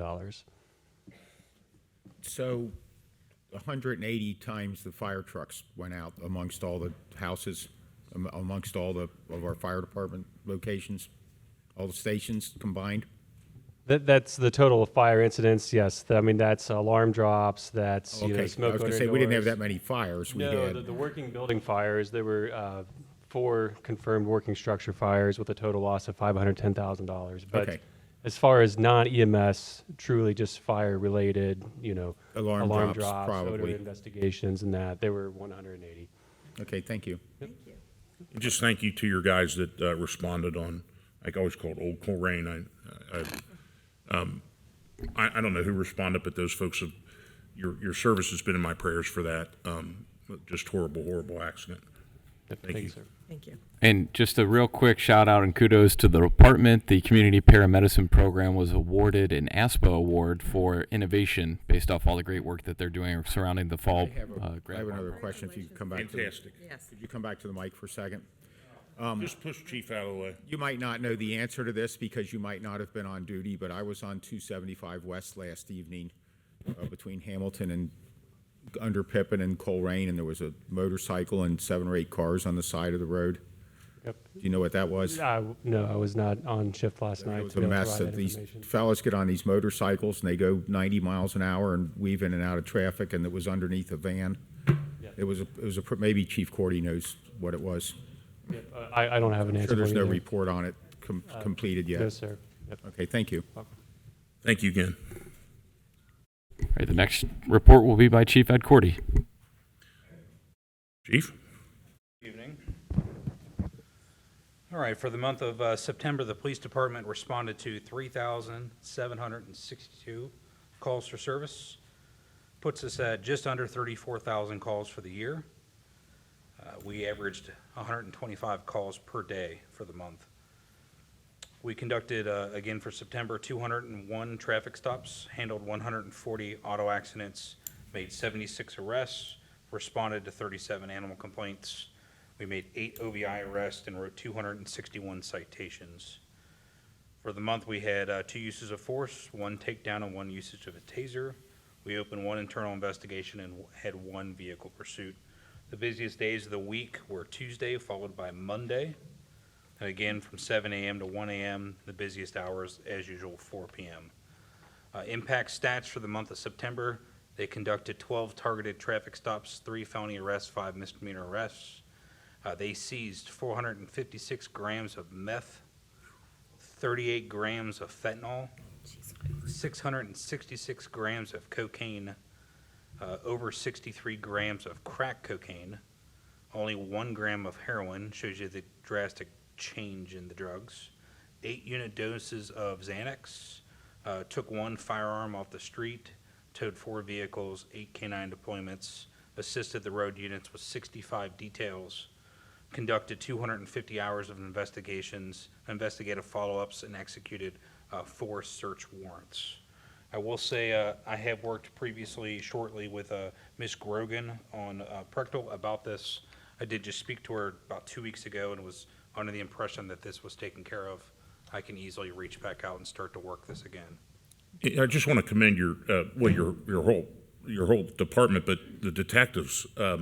if you compare, I don't know if the numbers are out there comparing them to other jurisdictions, but the closure rate is incredible. They're just, they're just bulldogs. They keep tearing and tearing and tearing until they get there. And it's, when I hear, usually Mr. Weckbach will tell me when a crime's been committed that's serious. He'll send me a text and let me know. And honestly, the first thought I have in my mind is they'll get them. And that's just a credit to you guys, to your whole department. I do want to point out, as some people are voting now, I'm not saying vote for or against anything. That's up to you. But you do have a levy, issue 23. And should people choose to opt to vote for it, am I correct, it would give 7 additional officers 1 beat, and it's less than 30 cents a day per 100,000. Yeah, it will give 7 officers in the 1 beat. What's important about that is currently we have 3 officers in a beat or assigned area inside the 275 loop. This would put 4 inside there. So every time that there's a 2-person call, we would not be pulling somebody from the west side or outside of the loop to come actually inside of the 275 loop. We would be able to have 2 designated outside of the loop and 4 designated inside the loop, which will allow for 2-person calls to handle quite a bit more. Okay, great. And I'm just providing that for information purposes. I'm not advocating either way. Folks, vote with your conscience, but vote. And you can now do that, I believe. And then I will follow up just real fast. The detectives, I do appreciate that. Crimes are drastically becoming more difficult with technology to be able to solve, and the things that's required, the amount of search warrants. Just our Hidden Meadows homicide investigation that took us 2.5 years. There was over 80 search warrants just for that investigation alone. So technology is great, but it's also incredibly difficult. There was just an update on our Geraldine where we did have 2 arrests on that as well. That was a solid defense of, self-defense. And the current case that's at everyone's forefront with the auto accident on Colerain Avenue, that is at the prosecutor's office, waiting to hear back from them. And it's important to note, I'm glad you brought that up, because some people say, well, why isn't Colerain charging them, or why are they charging them? You just the facts, man. You're dragnet, you bring the facts, and then the prosecutor's office decides. And some people complain and say, well, that's not enough time. Well, that's the judicial branch, the judges. So you can decide who your prosecutor is in the county, who your judges are in Hamilton County at the voter box. But your job is to to be kind of neutral over all this and find the facts and present them to the county prosecutor's office.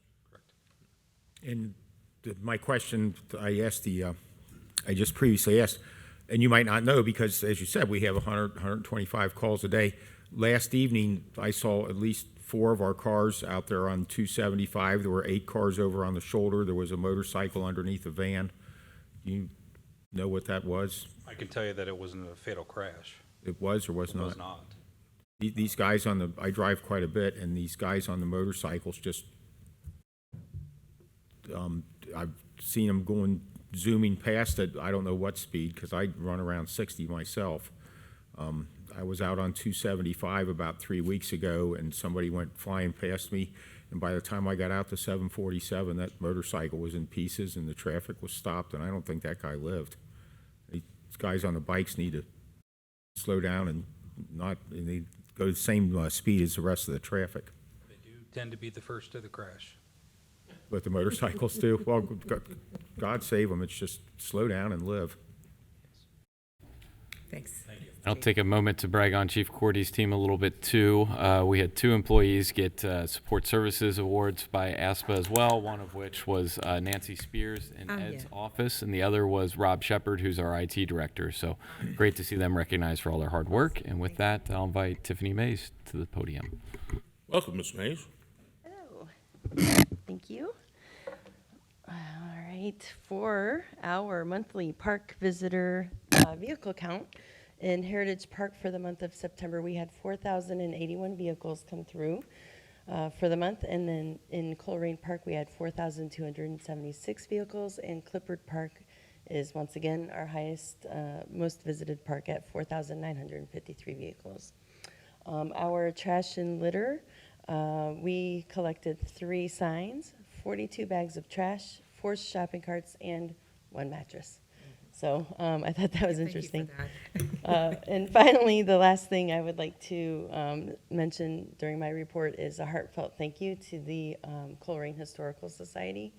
Their numerous donations have greatly enhanced the restoration and preservation of our historical cemeteries, and we are deeply grateful for their continued partnership, and we love working with them. So I just wanted to mention that. So, Ms. Mays, if you make a note here, our students have to do a certain amount of service hours per year, and right up on the top of that list would be cemetery maintenance and stuff. So the next time, let me know with a little bit of time in advance, and I could maybe whip up some young, strong men ranked number 1 in the state in football to go clean those things out. Clap to that one. The Historical Society does do, each month they do a cleanup. I believe it's the Okay. second Saturday of the month. Okay. Then let me know when you need some help for that. So I received an email from a citizen about, I guess they're, and it's against the rules, I get it. I probably did it 1,000 times as a kid. Football games and that are just pop-up games in Clippard Park. What do we don't need folks there. Sometimes those things go late and turn into more than a football game. Somebody with a pickup truck with a. If you're aware of someone in the parks after dusk, please call either 911 or 321 cops. Right. Thank you. There we go. Next administrative report will be provided by Development Director David Miller. Mr. Miller, welcome. Thank you. Sorry for the homework assignment. I've already provided you with your extra credit sheet here. So Development Department, this last month for September, we had 2 BZA cases. So we had 6 zoning commission cases, and several of those are going to be before you today, particularly related to zoning resolution text amendments. We had 3 new homes applications to build 2 in Northridge Crossing. Those are each $250,000 in cost, and then a single family on Island View. That's $275,000 in cost. We had 4 solar projects. We had 32, just a variety of residential permits, 4 commercial, and then for our master plans that we've had to review, 3 in master use and 6 in signs. So total estimated cost of projects $1,327,076. Awesome. So Great. And no more new Wawas yet. Thank you. Thank you, Board, for my administrative report. If there are questions, I'm happy to answer them. I'm going to try to address a few things as quickly as possible. One, folks are probably wondering why I'm wearing such a very loud, colorful pink shirt. It is Breast Cancer Awareness Month, so I always like to spotlight that. I know that's a disease that's affected most of us in some way, shape, or form, so just shining a light on that for everyone. There was a question earlier about sign-in sheets that was brought up. That actually is contemplated in our records retention law. Or log, it states that we retain those records until they are of no administrative value. I suspect in most cases for the fiscal officer or the independent board, that means as soon as they create the minutes, which have that information in there, they get rid of them because they are of no value at that point to them. There was a lot of conversation about JEDs brought up earlier in the evening. I'm happy to do a deep dive on JEDs, but I would encourage folks, if they have questions, to look at a few sections of the ORC. So the first one is 715.70. This is one type of JED that can occur. However, it doesn't apply to us. There are 4 stipulations by which it would apply. We are not in a charter county. That would be Summit or Cuyahoga only. We don't have an airport, so that would be one of the other criteria. And then there's another criteria related to JEDs that were in place before 1995. Our earliest JED did not go in place until, I believe, 2014, so that wouldn't apply. And then point 4 deals back to point 2 about the airport question. So that's one area. So the area where a JED could apply would actually be 715.72. And I've kind of moved this down to an important part. So there's a lot of conversation throughout this on how it works, how it doesn't work. But essentially, JEDs require what's called an economic development plan as part of the establishing documents. That plan, as stated on this part of the ORC, consists of a schedule for the provision of new, expanded, or additional services, facilities, or improvements. Later on, under point 5A, it then talks about income taxes. If we were to have an income tax on the district or within part of the district, it would be solely to carry out that economic development plan for the district. So that's very key, for the district or the portion of the district in which it is there, thereby limiting our use of those dollars to just that development site. So while JEDs are great in theory, the old JEDs that existed prior to 2014, 2016, and 2021 when they were revised allowed for more general use of JED dollars. After those revisions, it really limited the scope of what a JED could be used for, really hamstrings what we could do to limit us to just that development site in question. So it's a very key point around JEDs that's worth folks just having some general information on, and I'm happy to answer questions on that or anything else that you all heard tonight. And you need you didn't point out, but it's been said before, you need a partner jurisdiction. You do need a partner jurisdiction, so there's some rules about being within a half a mile of other agencies as well that come into play. The site that we talked about earlier tonight certainly is within a half of mile of the city of Cincinnati. But you're not getting involved with something like that. Well, and generally, when you look at the history of JEDs and why they exist, they were originally formed way, way back in the day as a way to stop annexation efforts. So a lot of municipalities would annex parts of townships in order to recoup that income tax for that new property. So this was a way for the townships to essentially give those dollars to that municipality not to annex them, so that those townships could retain those property rights, the property taxes, all of that, part of our revenue stream. So anywho, that's a very, very high level on JEDs, but I'm happy to answer other questions.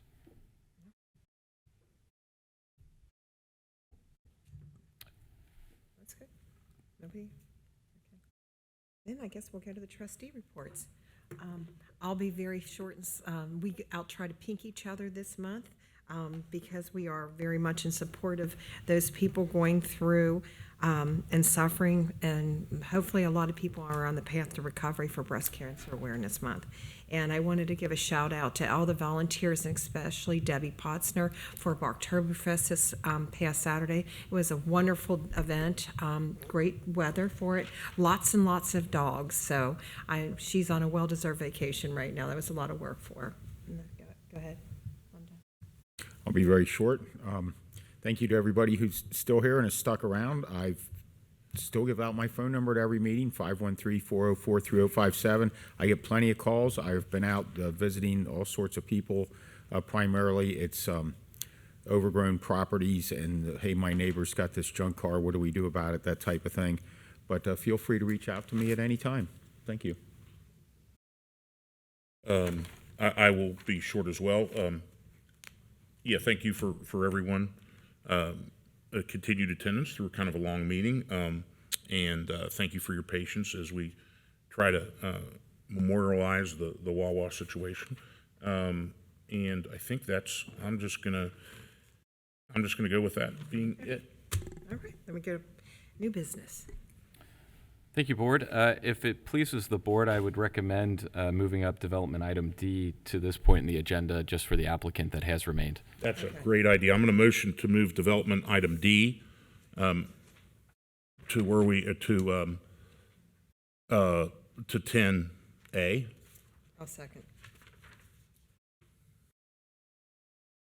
Sorch. Yes. Mr. Unger. Yes. Mr. Waller. Yes. All right, thank you very much. We had a public hearing earlier tonight to consider a major modification to the approved FDP for this property at 6401 Colerain Avenue. It is formerly the Mount Airy Kroger. It was approved under case CZC 89-4, which is labeled that, and so it has progressed through from Kroger. There was a contemplated major amendment by one warehouse user that was approved, and then that contract fell through. Subsequently was approved for retail use and online auction customer pickup. And so that's its current use as CR Deals. And so there is a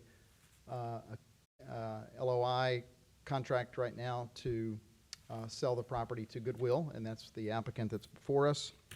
And as you know, they have proposed to continue the retail portion, but they're adding the part for the workforce development, job creation center, and provide job training, employment placement, and community-based services. As you heard, Dr. Banks, thank you for your support as well, as a resident and a major supporter, and I think board member, you said. So for Goodwill, and we have a resolution before you that contemplates the partitioning of the building to provide for those offices for the job placement center, and then they would obviously continue the drop-off and store. So the recommendation from us is approval of the resolution. I'll motion to approve the resolution approving major modification to the final development plan of 6401 Colerain Avenue, CZC-89-4, Mount Airy Kroger. I'll second. And this is nothing to do with a homeless shelter or any concerns that a citizen brought up. This is just for offices. That it is gonna, that's the only modification that's being made to the current PD that has the retail component. They are gonna be providing that office component that is gonna do the job training, workforce development. So will there be any walk-ins from clients? There will be walk-ins by, number one, people dropping off goods for them, buying in the store, or the individuals that are coming in for job training, job placement, workforce development. So yes, those are walk-ins, but it's no different than any other office setting that we have on Colerain. In the streetscape, that 15-foot buffer is in our code anyway, right? It's already required, so. And so are dumpster enclosures, correct? Dumpster enclosures are already required, so it's. Go ahead. Yeah, no. And I'd like to point out, too, that this is so important for Colerain. Back in 2019 or something, I pulled the demographics from a list company. And the number of veterans we have in Colerain Township is about 130% of Hamilton County generally. And Colerain Township has a long history of veterans, including entire neighborhoods of Northbrook and places like that were built at the end of World War II, and GIs used their GI Bill money to settle there. And it's I'm happy to hear that we're going to be providing services. I do think there was a good point brought up, and this is not anything to do with Goodwill or even us. I guess it's Metro. I think probably a Metro stop there is going to be.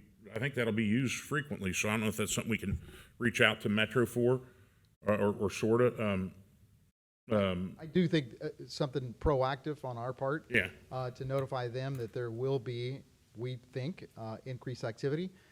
It is a perennial problem along Colerain Avenue. We have another business further north up in Groesbeck that has complained for many years and has often fell on deaf ears. And so it is a challenge, not just in Colerain. It's many Metro stops. And so it would be nice if we could get a good handle on this, or maybe a jump on it from Metro's perspective. In the trash can and in the bench. And I do think that that's Metro's responsibility to provide that. So that might be something that we could reach out to them. I think we could step up, take the lead in partnering with them and contacting Metro, and we'd be certainly happy to do that to make it a better place for anybody that's coming to your store. Now, you will be closing the drop-off center up further on Colerain? The Goodwill? Are you going to the old Zantigos? Yeah, well, you can just.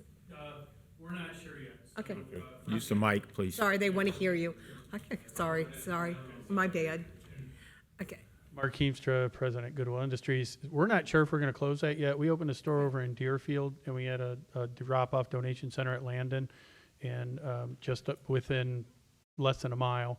And actually, the donations in both places are higher than what they were before we opened the I store. say, I like that, Yeah, I like the so, drop-offs. we're not gonna do it immediately. We'll wait and see. But donations are based on convenience, and if you're It's on that convenient for side, me, yeah. sure. Thank you. Right. And I have a couple of questions, if you could stay there. So one of the citizens came in and addressed this and mentioned a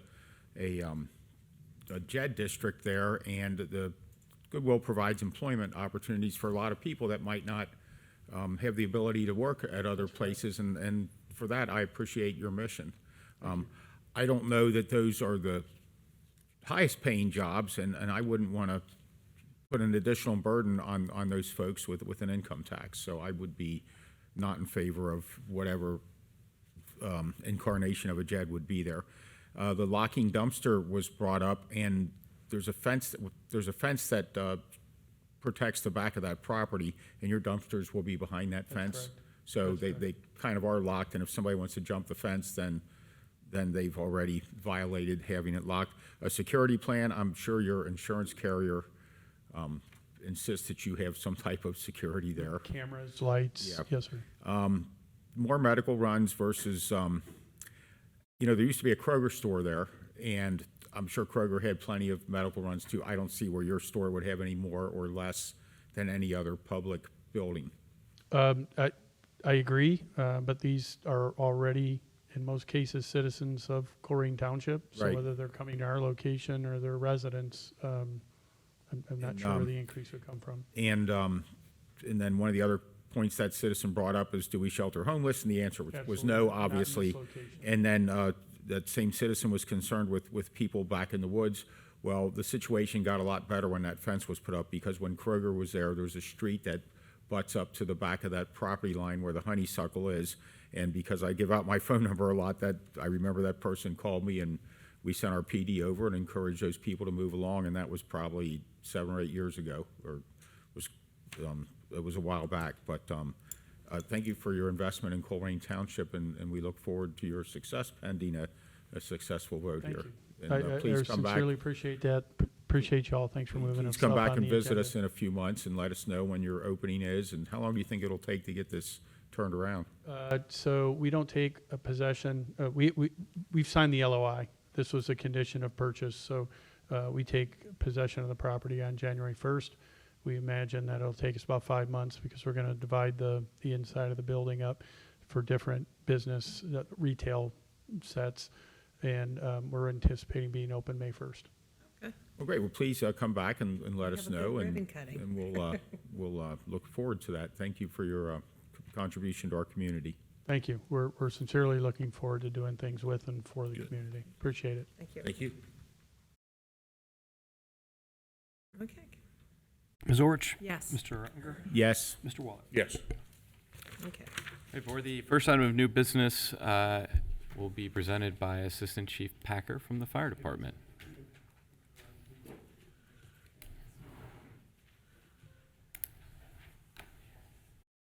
Thank you for coming out this evening. Appreciate it. Chief, Assistant Chief, I'll take back everything I said, because you're bringing us money. Yes, sir. So I'll stay here as long as needed. Oh, perfect. I'll make it quick.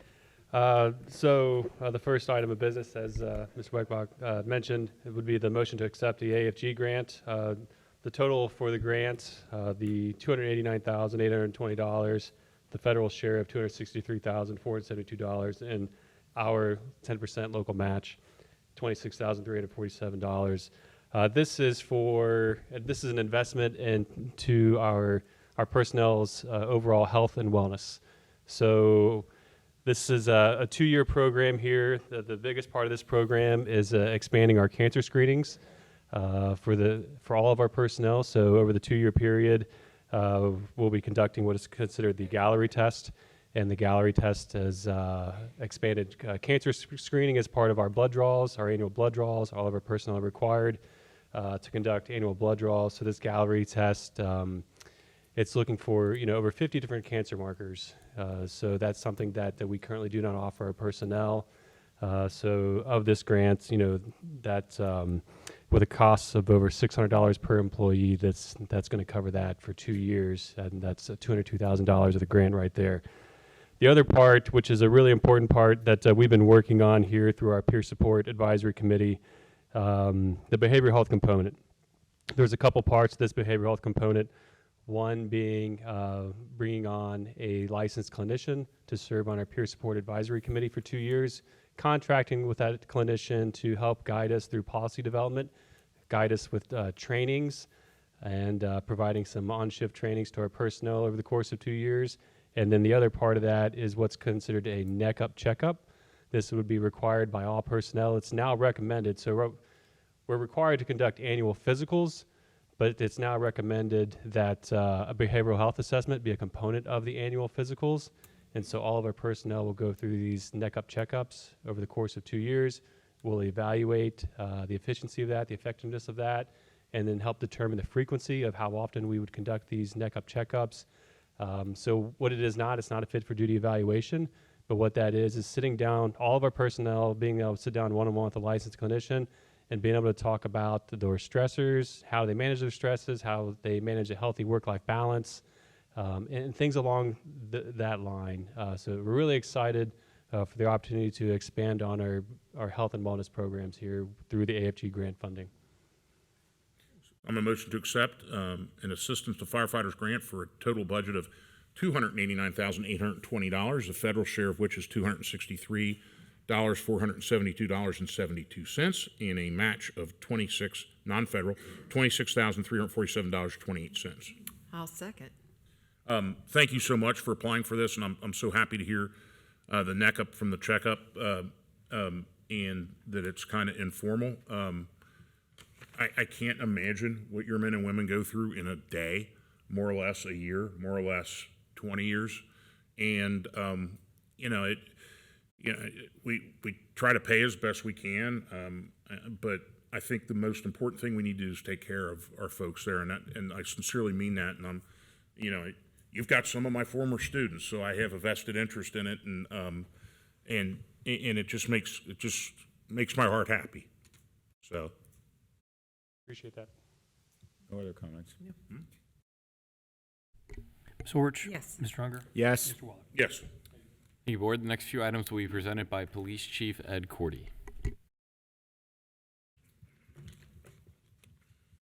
Welcome back. Thank you. All right, let's jump into it. Item B, resolution declaring nuisance and ordering abatement.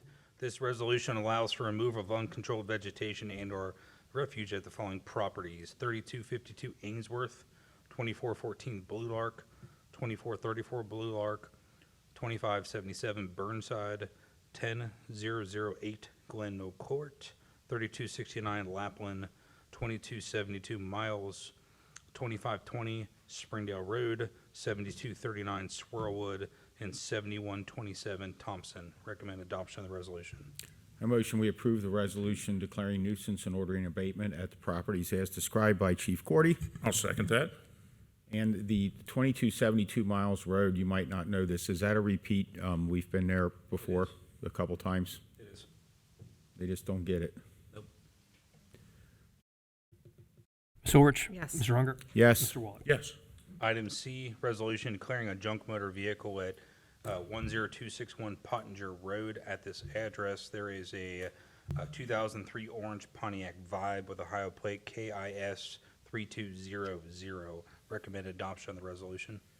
A motion to declare a resolution to declare a junk motor vehicle 10266 Pottinger Road. I'll second. I can't imagine what that car, an orange Pontiac Vibe of 2003, I don't think I've ever seen one of those. Got orange. Ms. Orch? Yes. Mr. Unger? Yes. Mr. Waller? Yes. Go right Item D, across the street, resolution declaring a junk motor vehicle at 10266 Pottinger Road. At this address, there is a 1999 white Ford Ecoline. Recommend adoption of the resolution. A motion we approve the resolution declaring the junk vehicle at 10266 Pottinger Road. I'll second that. Ms. Orch? Yes. Mr. Unger? Yes. Mr. Waller? Yes. Thank you. Hey, Board, the next item will be presented by Assistant Administrator Mays.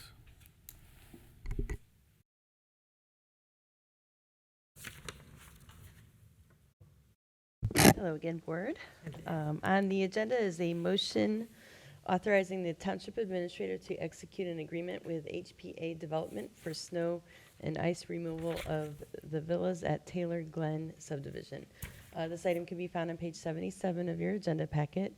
And just such as in other prior years, the township, we've executed similar contracts with ice removal for subdivisions that were under construction. So this is the same contract with the same rate of 10 cents per lineal foot, and there are a total of 1,113 lineal feet in this subdivision. Staff recommendation is an adoption and approval of the motion. I'll motion to authorize Township Administrator to execute agreement with HPA Development for snow and ice removal at the villas at Taylor Glen subdivision. I'll second. So I think, Mr. Weckback, about a year ago, you benchmarked these rates, and we were, Yeah, our rate is higher than our peers. okay. And it looks like this starts on November 6th. So if there happened to be snow before then, They would not be covered. right? Hopefully And not. they already gave us a plat according to this. Okay, thank you. Ms. Orich? Yes. Mr. Unger? Yes. Mr. Waller? Yes. Thank you, Board. Thank you. Board, the next several items will be presented by Development Director David Miller.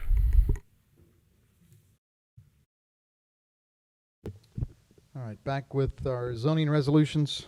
These are text amendments that we have developed out of just everyday practice and interaction with residents and businesses, and feel like there was some clarifications and tweaks that we needed to make. So the first one is zoning commission. All of these were passed unanimously and recommended to you for passage from the zoning commission. So CZC 25-9 is a text amendment to update administrative signage compliance regulations. So we have dealt a few times with abandoned signage, and so the process heretofore has been through the Board of Zoning Appeals. Once they consider a case through public hearing, they would bring it to you. You would perform a very similar process and then declare it, and then we take it from there, much like we do with junk vehicles. So we are simplifying this process, and we will not be going through BZA any longer, but have a process where it's clearer within the zoning resolution as to what abandoned signage is, what is curable and what's not curable. Sometimes they can fix it and have the ability to keep the sign. Otherwise, it may have been out of use for so long that it needs to be removed altogether. So that's simply put what we're doing with this, and recommend passage. I motion we approve the resolution case CZZ 25-9 zone text amendment to update administrative signage compliance. I'll second that. No comments. Ms. Orich? Yes. Mr. Unger? Yes. Mr. Waller? Yes. Next is CZZ 25-10, zone text amendment to update administrative waiver regulations. So this amendment refines and improves local standards by providing defined thresholds for specific areas and dimensional requirements that allow staff to better assist residents that require minor deviations from our zoning code, and will reduce financial burden on residents that are in need of some minor relief from the zoning code requirements, while improving internal consistency, reducing administrative ambiguity, and streamlining the permitting process while reinforcing community character areas. Mouthful, recommend passage. A motion we approve the resolution for case CZZ 25-10 zone text amendment to update administrative waiver regulations. I'll second. Ms. Orich? Yes. Mr. Unger? Yes. Mr. Waller? Yes. Last one's CZC 25-11, and this is to modify setback requirements for swimming pools. Somehow in our rewrite back in October of last year, the rear setback got set at 25 feet. So we had a lot of people drafting and involved with our consultant and how that got out of sync. So we needed 10 feet all the way around. And so that's all this is doing, is changing it from 25 to 10 to have uniformity and make it easier for someone to have a pool in their backyard, because 25 almost seemed prohibitive. So Oh, yeah. I'm going to motion to approve Zoning Commission CZC-25-11, zone text amendment to modify setback requirements for swimming pools. I'll second. And is that the edge of the water is 10 feet from the line, or the fence that's around the pool, or? Decking, the pool deck. So if there's a sidewalk around a pool, That is the decking. so the far edge of the sidewalk needs to be 10 feet from the property line? Correct. And anybody that put in a pool previously is? They're exempt, yes. They're exempt? grandfathered. So that gets the pools out into the middle of the yard? Correct. On a smaller lot? Right. Okay. Ms. Orich? Yes. Mr. Unger? Yes. Mr. Waller? Yes. Next item tonight will be presented by Assistant Administrator Jeff McElravy.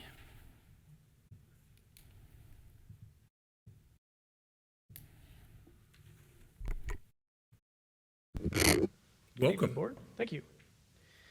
Next item on your agenda begins on page 139 of your board packet. This is the last step in the tax budget process. You may recall back in June, the board adopted a tax budget for the 2026 strategic plan and budget. And after that, we sent that down to the County Budget Commission. And the Budget Commission approved those amounts and rates and sent us back the document that is in your board packet. And the last step in the process is for the board to approve those amounts and rates. And that will set the stage for us to continue our work through the rest of the year on the 2026 strategic plan and budget. And the staff recommendation is adoption of the resolution. I'll motion to adopt a resolution accepting the amounts and rates as determined by the Budget Commission and authorizing the necessary tax levies, certifying them to the county auditor. I'll second. No comments? Ms. Orich? Yes. Mr. Unger? Yes. Mr. Waller? Yes. Thank you, Board. And the next item will be presented by Assistant Administrator Tiffany Mays. Thank you. Welcome back. Thank you.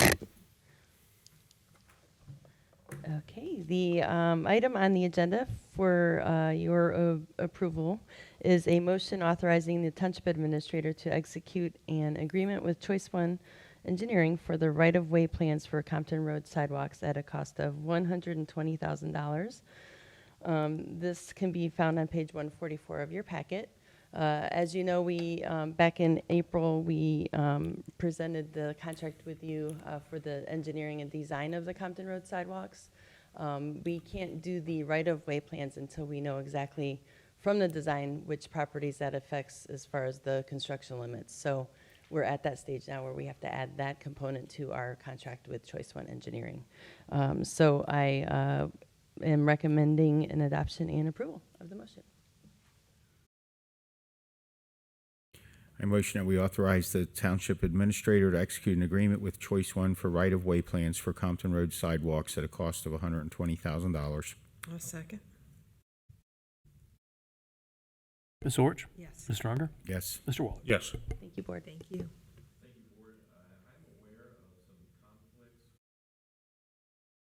Your mic, you.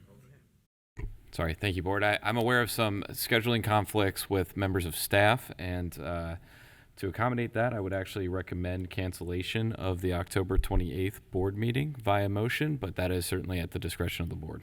So that conflict is the ICMA, is that what that is? Yes, it's the International City County Management Association. So that's not something in Ohio, that's, It brings together city managers from across the globe. okay. So we are having a meeting on the 21st. That is anyway, correct. So Yeah, so Yes. And that's pretty much at this point just a one-item agenda. Yes. Yeah, I'm not aware of any items that are sort of in our pipeline. I just checked our agenda management system, and it looks empty for the 28th. All right, so I'm going to motion and see if we get a second to have discussion. Motion to then cancel, and I assume that the notifications, proper notifications will be sent out for the October 28th, but we are meeting the 21st, so. okay, I'll second that. So the motion is to cancel the 28th. Yes. And do we need to include in that we're having one on the 21st, or can we just announce that? We'll announce that through our typical channels. I've already got This the is just email. for the to the press, 28th. so. Okay. Ms. Orch? Yes. Mr. Unger? Yes. Mr. Waller? Yes. Thank you, Board. The final items on the agenda are consent items. There's a contract I signed with AEP. This is aggregation for gas specific to township buildings. Contract with the Council on Aging. This is their annual senior services grant. Promotion of our vehicle fleet manager. That's Mr. Jeff Clark at a rate of $40 per hour. And donation acceptance for administration from the Colerain Historical Society of various trees and signs for our cemeteries and parks. And I would recommend adoption of all consent items. I motion we adopt the consent items as presented. I'll second. And I would like to comment that 51.2 cents for the cubic foot price on the gas is 34 cents lower than it was. It's a dramatic drop. Right? I mean, that's way down. It is a decrease, yes. That was, it seems like at one point that was up in the 83-cent range. Yeah, when that happened, there was a lot of uncertainty with Ukraine and Russia and oil and gas. So, And at the time, I had commented that the national energy policy 2 years ago, I had hoped that with a change that, with the new energy policy, that the prices would drop, but that is a dramatic drop. No other comments. Ms. Orch? Yes. Mr. Unger? Yes. Mr. Waller? Yes. Do we have a fiscal office report? I'll be very brief. Just an update on our appropriations and revenue. With revenue, we are currently at about 91, almost 92% of our yearly forecast, and that primarily is because of the property tax that came in. Second half of the property tax came in September. So that was to be expected. And with appropriations, we're still trending very well, 75% through the end of, through the year. We're at 65% year to date. So that's all I have. Okay, is there an executive session? I would request a motion to go into executive session in accordance with Ohio Revised Code 121.22G8 to consider confidential information related to specific business strategy and to discuss negotiations with other political subdivisions respecting requests for economic development assistance. And I'll motion that we go into executive session for those items as described. I'll second. I do not anticipate any action. However, at the conclusion of this meeting, we will then hold our work session on the capital plan. Ms. Orch? Yes. Mr. Unger? Yes. Mr. Waller? Yeah. And you're welcome to stick around. I don't know how long we'll be back there. Hey, it's 9:56. We've returned from executive session. We'll do roll call. Ms. Orch? Here. Mr. Unger? Here. Mr. Waller? Here, we have nothing to report. I'll motion to adjourn Okay, I second your motion. with the Context. caveat that we are going straight into work session on capital budget after. I second his motion. Ms. Orch? Yes. Mr. Unger? Yes. Mr. Waller? Yes. Okay, we're officially adjourned at 9:57. Now we're going to start the capital meeting, working capital meeting. You want to open the meeting, do a roll call? Okay, now we have to open the meeting. Ms. Orch? Here. Mr. Unger? Here. Mr. Waller? Yes. Here. Thank you, Board. The purpose of this meeting is to discuss our 2026 capital budget. Staff is currently working their way through the administrator's recommended budget. Naturally, the final budget is going to be dependent on outcomes of the ballot initiative related to the police department. However, wanted to highlight two key reasons why we're here. First is that we have a policy about capital budgeting that talks about what is and isn't capital. For us, it's pretty simple. It has to be an item that costs more than $10,000 and is tangible. This was a policy that was drafted at the request of the Financial Advisory Committee back in 2019. And then in our rules of procedure, we require an annual work session by the Board of Trustees to discuss our capital reserves and to evaluate potential spending for the following fiscal year. So the purpose of tonight is to check that box. When you look at our capital reserve, just for a sort of background here, we kind of changed up how we approached capital. So last year, or at the start of this year, we made the change where we looked at our annual surpluses in each fund and allowed those departments to then reallocate a portion, 75% of those dollars, for potential capital items.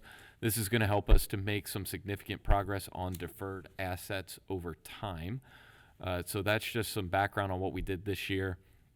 We did not have any requests from any of the departments specific to use of the capital budget, which means that our capital reserve remains at the $1.65 million that it was set at the beginning of this year. So really the purpose of having the capital reserve is to ensure that as we approach sort of bigger ticket items, we have that money available so we don't necessarily have to issue debt, but that we can instead look to use cash to pay for things like new buildings.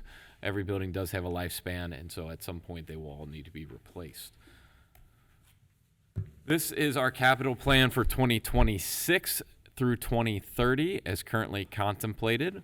We've attempted to capture any and all things, including major playground replacements, vehicle replacements, the road program, new sidewalk constructions, and some equipment. So you'll even see on there about getting our plotter replaced for the zoning department.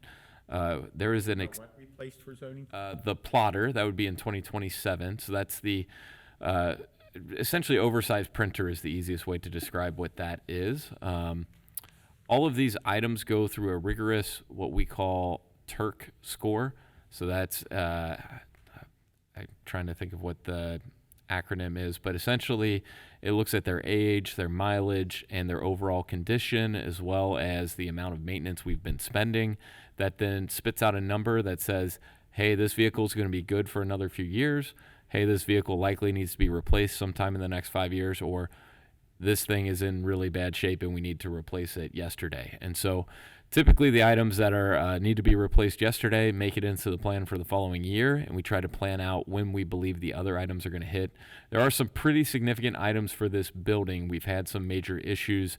We've had some HVAC issues. We've had some roof, gutter, and window issues, and so those are on there as well. So happy to answer any questions that are about what's proposed in the capital plan for the next 5 years, but you'll see that it kind of ebbs and flows, but it's fairly consistent at about $4 million worth of capital year over year.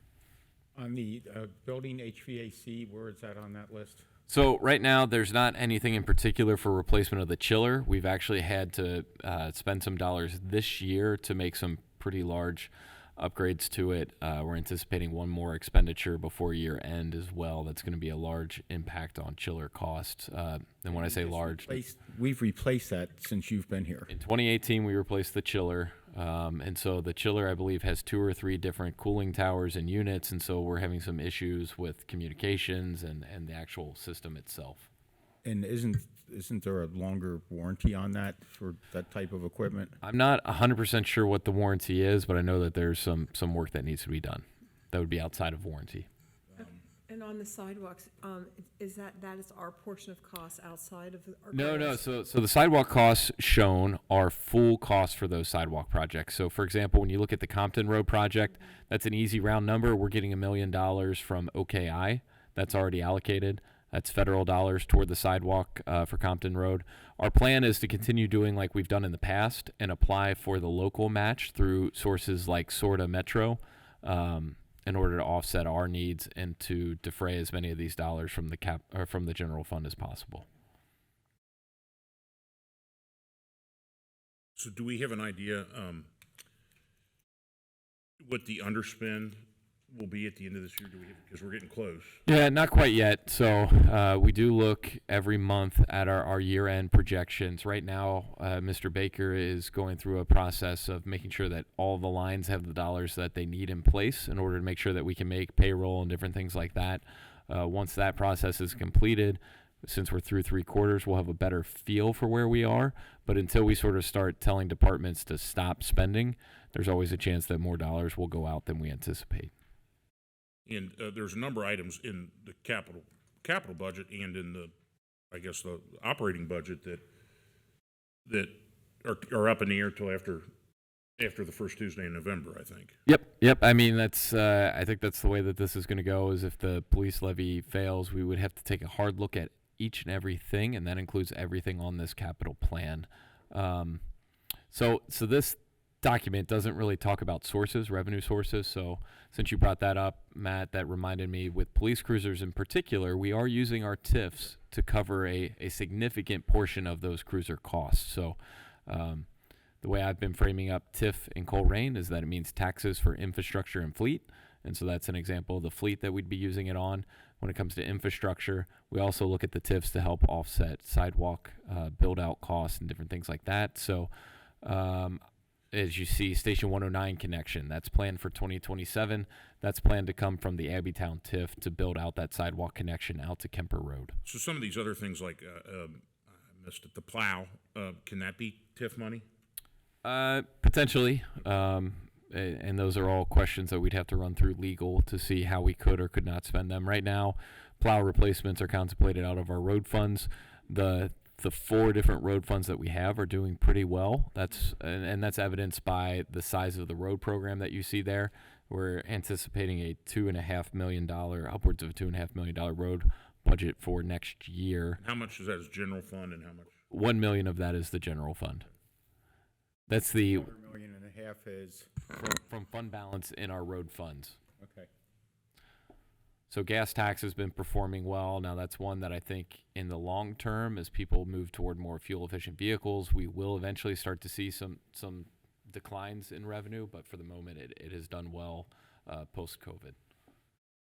And I know that you and I have talked, I don't know that we've came up with a policy, but part of what I've kind of anticipated doing is the impoundment lot, maybe moving it over and making that property for sale because the commercial market is so strong.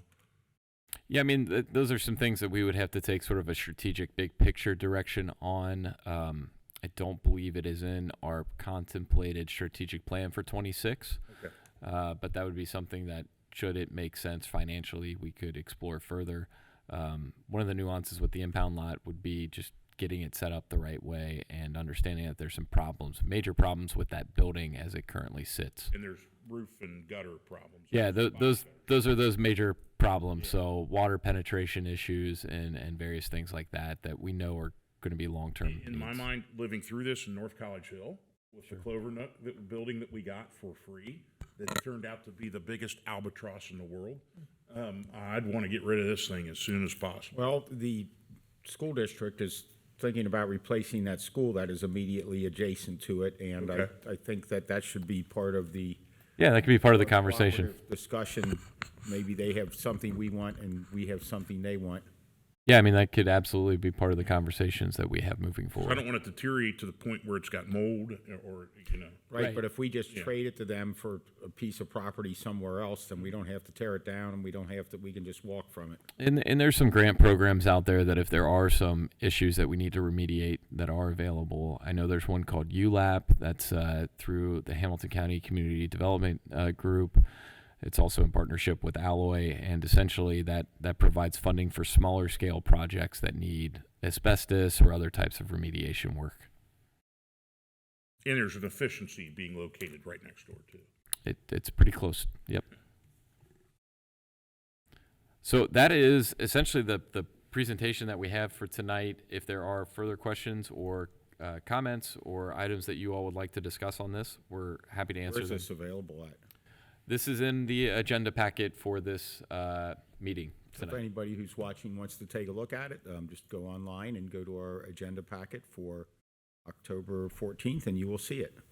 So both our budget, operating capital budget are premised on the idea that the levy will pass. In the unlikely event that it will not pass, or it doesn't pass, not that I'm saying vote for or against it, would we have to revisit both the operating capital budget sometime in November or December? Yeah, so part of the reason, typically, staff would have presented sort of an early draft look at the budget, and we have not done that intentionally because if the levy were to not pass, there would be some pretty significant items that we would have to discuss as a board to determine what direction we would go, and so that'd be truncated at the November 11th board meeting that we have scheduled. And so that's where a lot of these items, outside of just capital, would be discussed. I don't have any additional questions, and thank you for, I know My idea was to have an annual meeting on this, but I'm glad because it gets us thinking long-term.